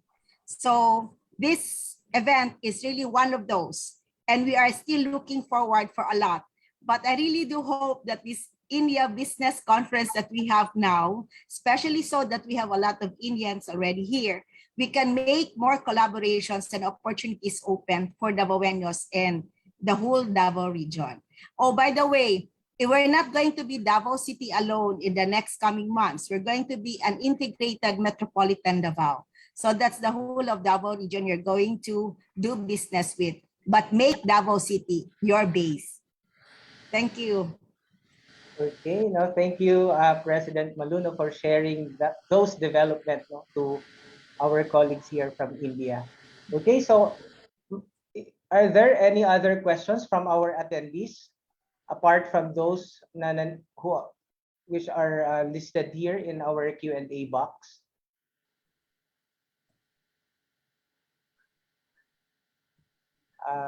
Okay, so you can actually unmute your microphone, or if you would like to ask your question live, or is there anyone who would like to ask any question? Okay, so we will accommodate this one question here in our Q&A box. I think this is addressed to the city government of Davao. What are the initiatives of the government in terms of economic recovery? And I think Sir Christian Cambaya can answer this. Yes, good afternoon. Thank you, Sir Rolando, and thank you for that question. And thank you to our friends from the Davao City Chamber, led by Dr. Balu, and from our friends from the Indian Embassy, Indian companies. Mr. Singh, good afternoon. Nice to see you again. Well, in terms of economic recovery, as mentioned as I presented earlier in my presentation, but the city government of Davao, first and foremost, passed an executive order operationalizing the Davao City COVID-19 Task Force. That said, EO created three clusters, three clusters composing of response, vaccination, and economic recovery. So these three clusters work hand in hand together to face actually the root cause of the problem, which is what we're facing now, which is COVID. And we can't talk about economic recovery without really answering the root cause of the problem. That's why in my presentation also, the city government of Davao has been and is still doing a very enhanced vaccination and booster shots for our constituents. And once we have, now we've seen more people are getting vaccinated. And in fact, for Davao, we have already reached herd immunity. We can now talk about economic recovery. And well, economic recovery is largely dependent on the private sector. The city government can or has provided assistance to the business sector during the early stages of the pandemic, especially in 2020 and 2021. Such interventions included passing an ordinance granting reprieve from the payment of fees and charges and from the business sector. Well, that's one of those. And then another thing is, well, again, the vaccinations and the booster shots the city government has been doing in partnership, of course, with the City Health and the Department of Health. So these are actually the initiatives of the local government so that we can help or assist in the economic recovery of the city. Okay, thank you, Christian, for sharing that to our visitors here. Do we have anyone who would like to say something on that, or? Yeah, Mr. Suiko, one more question has come to this question and answer chat. The question is, hi, what would you say to international clients that are served by major IT BPO companies who still have concerns on the security situation in Mindanao and in turn impacting Davao City? Has anything been done to change that perception? Anybody may answer from Davao Chamber if possible, if feasible. When we talk, hi, good afternoon once again. When we talk about security concerns, actually it's been so much hype up when you talk about security.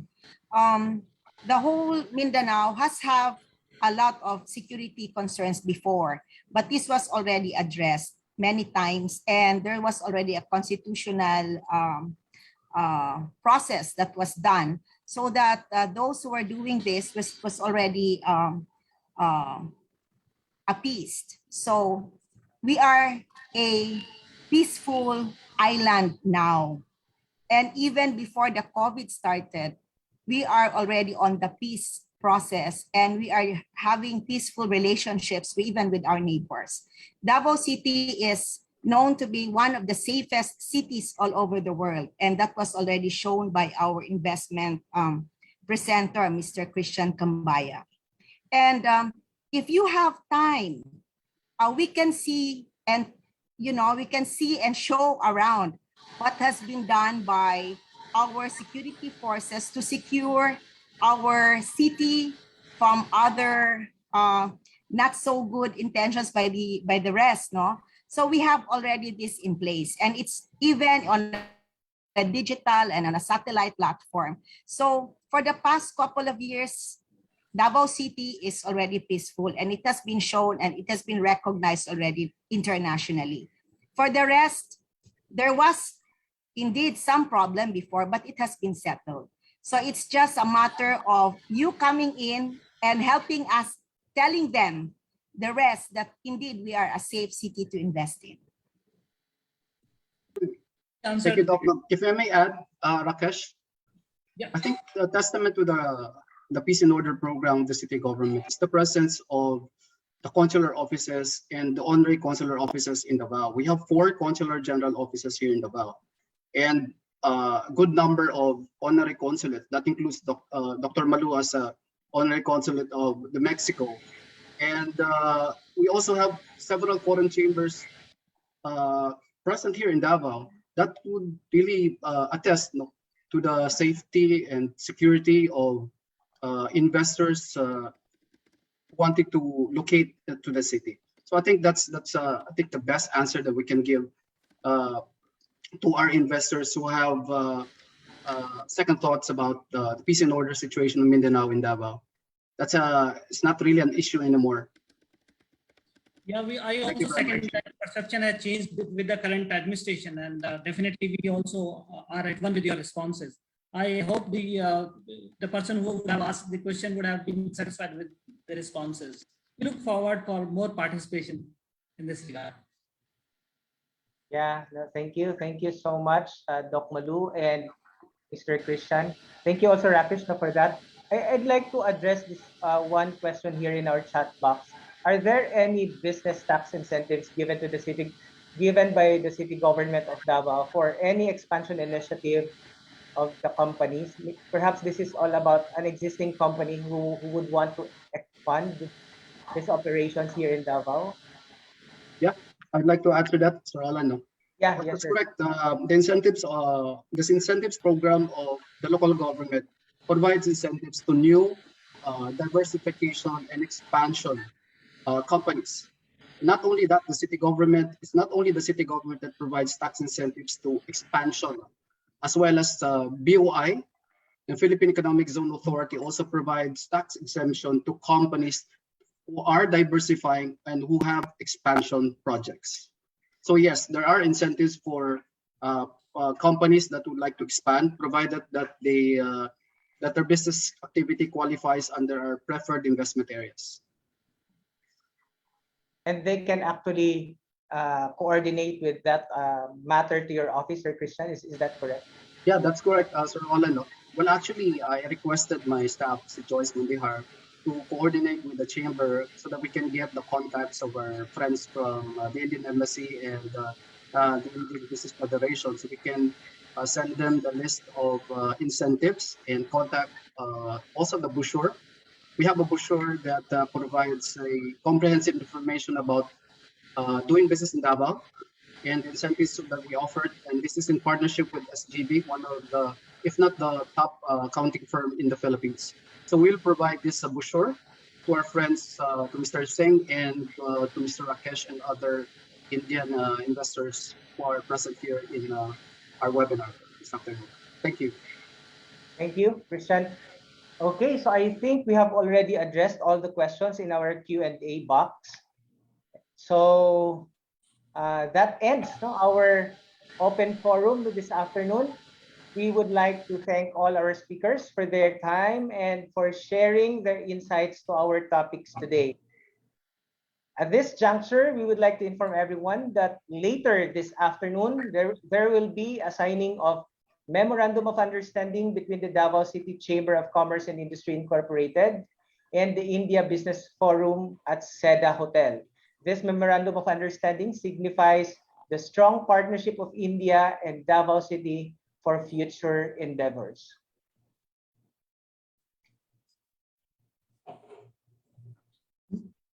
Now to deliver this vote of thanks, a warm welcome to the first Secretary of Economic and Commerce of the Indian Embassy in Philippines, Mr. Nishikant Singh. Mr. Nishikant Singh has set lot many milestones in this country, starting from Ilocos Norte to now Davao. In that way, Mr. Nishikant is doing wonderfully well to create something historical in this country with reference to Indo-Philippine bilateral relationship. Mr. Nishikant, over to you for your vote of thanks. Thanks, Rakesh. So I must say that this meeting has been organized mainly because of the discussion which has happened between the Honorable Mayor Sara Duterte and the Ambassador of India to Philippines, His Excellency Shambhu S. Kumaran. They had a discussion, a two-round of discussion which happened in July last year and January this year, and it's because of their leadership and able guidance we were able to organize this India Business Roadshow, Davao City Indian Business Roadshow today. I take this opportunity to extend my heartfelt gratitude to the entire team of DCIPC under the leadership of Ms. April Maridayep and Davao City Chamber of Commerce and Industry under the able leadership of Dr. Marlo Monteverde. Because this event and this roadshow would not have been possible without your active support and guidance. I also take this opportunity to extend my heartfelt gratitude to the acting mayor, Sebastian Duterte, for meeting the Indian business delegation on 16 February in his office. And it was a very warm welcome which we received, all of us, from him. So many thanks to you, sir. And today, this is what I can say, a historic moment, because with the signing of this MOU between the India Business Forum, the Indian Business Chamber in the Philippines, and the Davao City Chamber of Commerce and Industry, I can say today, by the end of this day, the Indian business are present in the local city chamber of Davao City. So with this and on this note, I feel that this historic moment will be like setting of our initial foundation for building a very strong and continued business and trade and commercial engagement between India and Philippines and in Davao in particular. So with this, I extend my thanks to each and all of you who have worked tirelessly for arranging this roadshow. Thanks to all. Thank you, Mr. Singh. Now, before we end today's online roadshow, let us hear a message from the current Vice President for Trade and Commerce and the past President of Davao City Chamber of Commerce and Industry Incorporated, Mr. John Carlo Bistria. Mr. Nishikant Singh of the Indian Embassy, Mr. Dilip Tiwari of the Indian Business Forum, Vice Mayor Sebastian Duterte, DCIPC Head Ma'am April Dayap, of course our President Maria Lourdes Monteverde, Namaste. Thank you for all being here.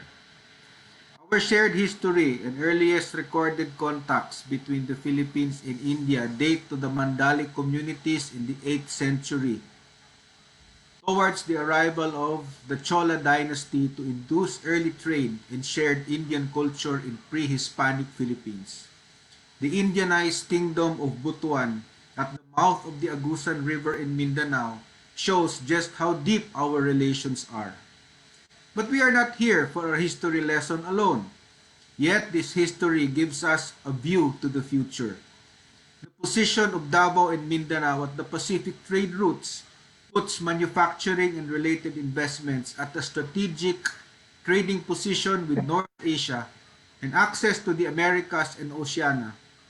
Mindanao's materials and produce, skilled workforce, and new property developments in Davao City, such as the several new township developments you will see, combine commercial, industrial, and residential developments that attract new investments and visitors, preparing the way for easy setup and entry.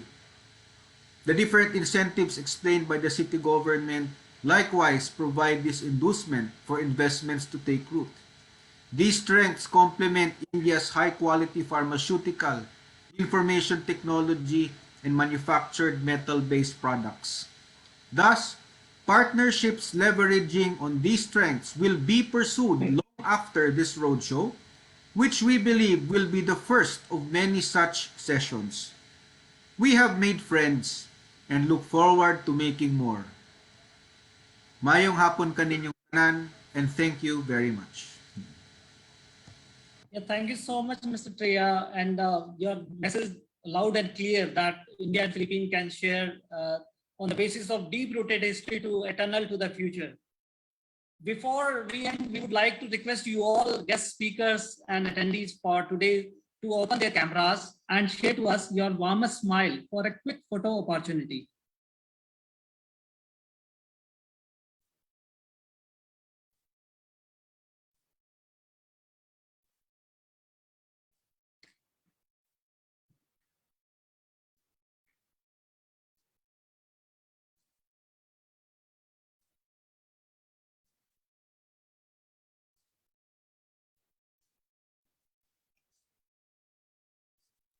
Okay, everyone, ready?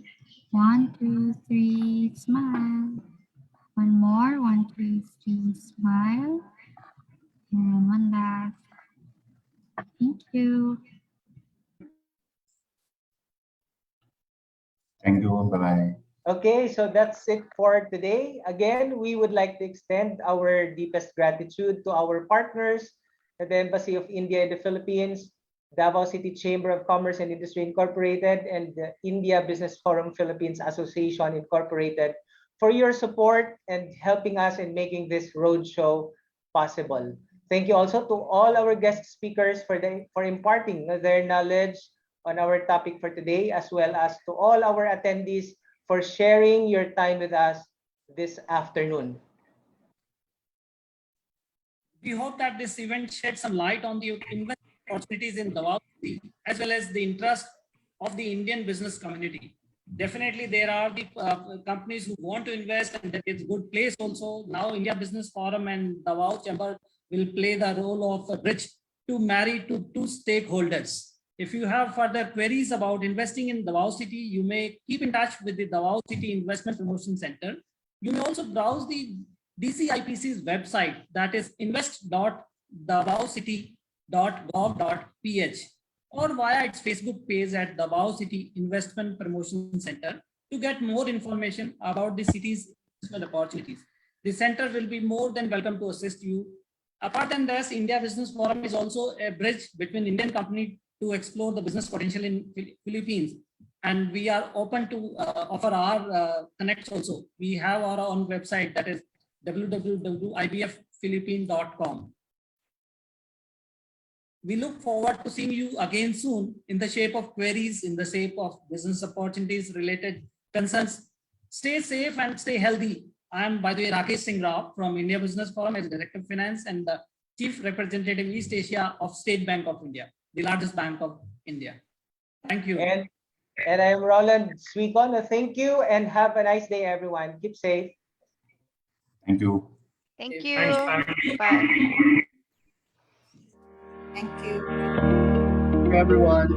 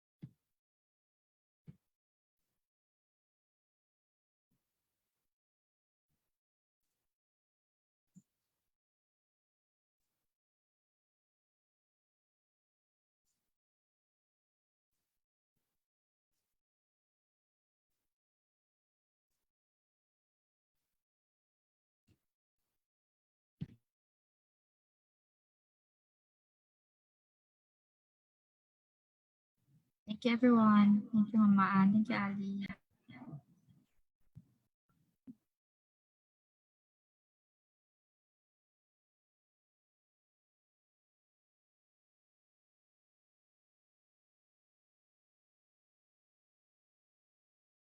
Miss Joyce.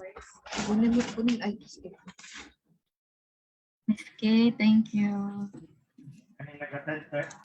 Thank you, Sir Moore. Thank you, Sir Christian. Thank you, Ma'am Joyce. Yes. Pwede na ito i-end ang live stream. Alright, see you. See ya. Miss Joyce, one Mr. concern. Cash, thank you. Yep. Sir? One Thank you, Sir concern. Rakesh. Many of the participants have demanded a very good presentation done by two early speakers of Davao Chamber side. So we look forward to receive those presentations having qualitative information on Davao investment opportunities and processes. Yes, sir, definitely. We will send it to your email addresses. Thank you, Mr. Rakesh. Thank you. Thank you very Bye. much. Good Stay day. safe. Happy weekend.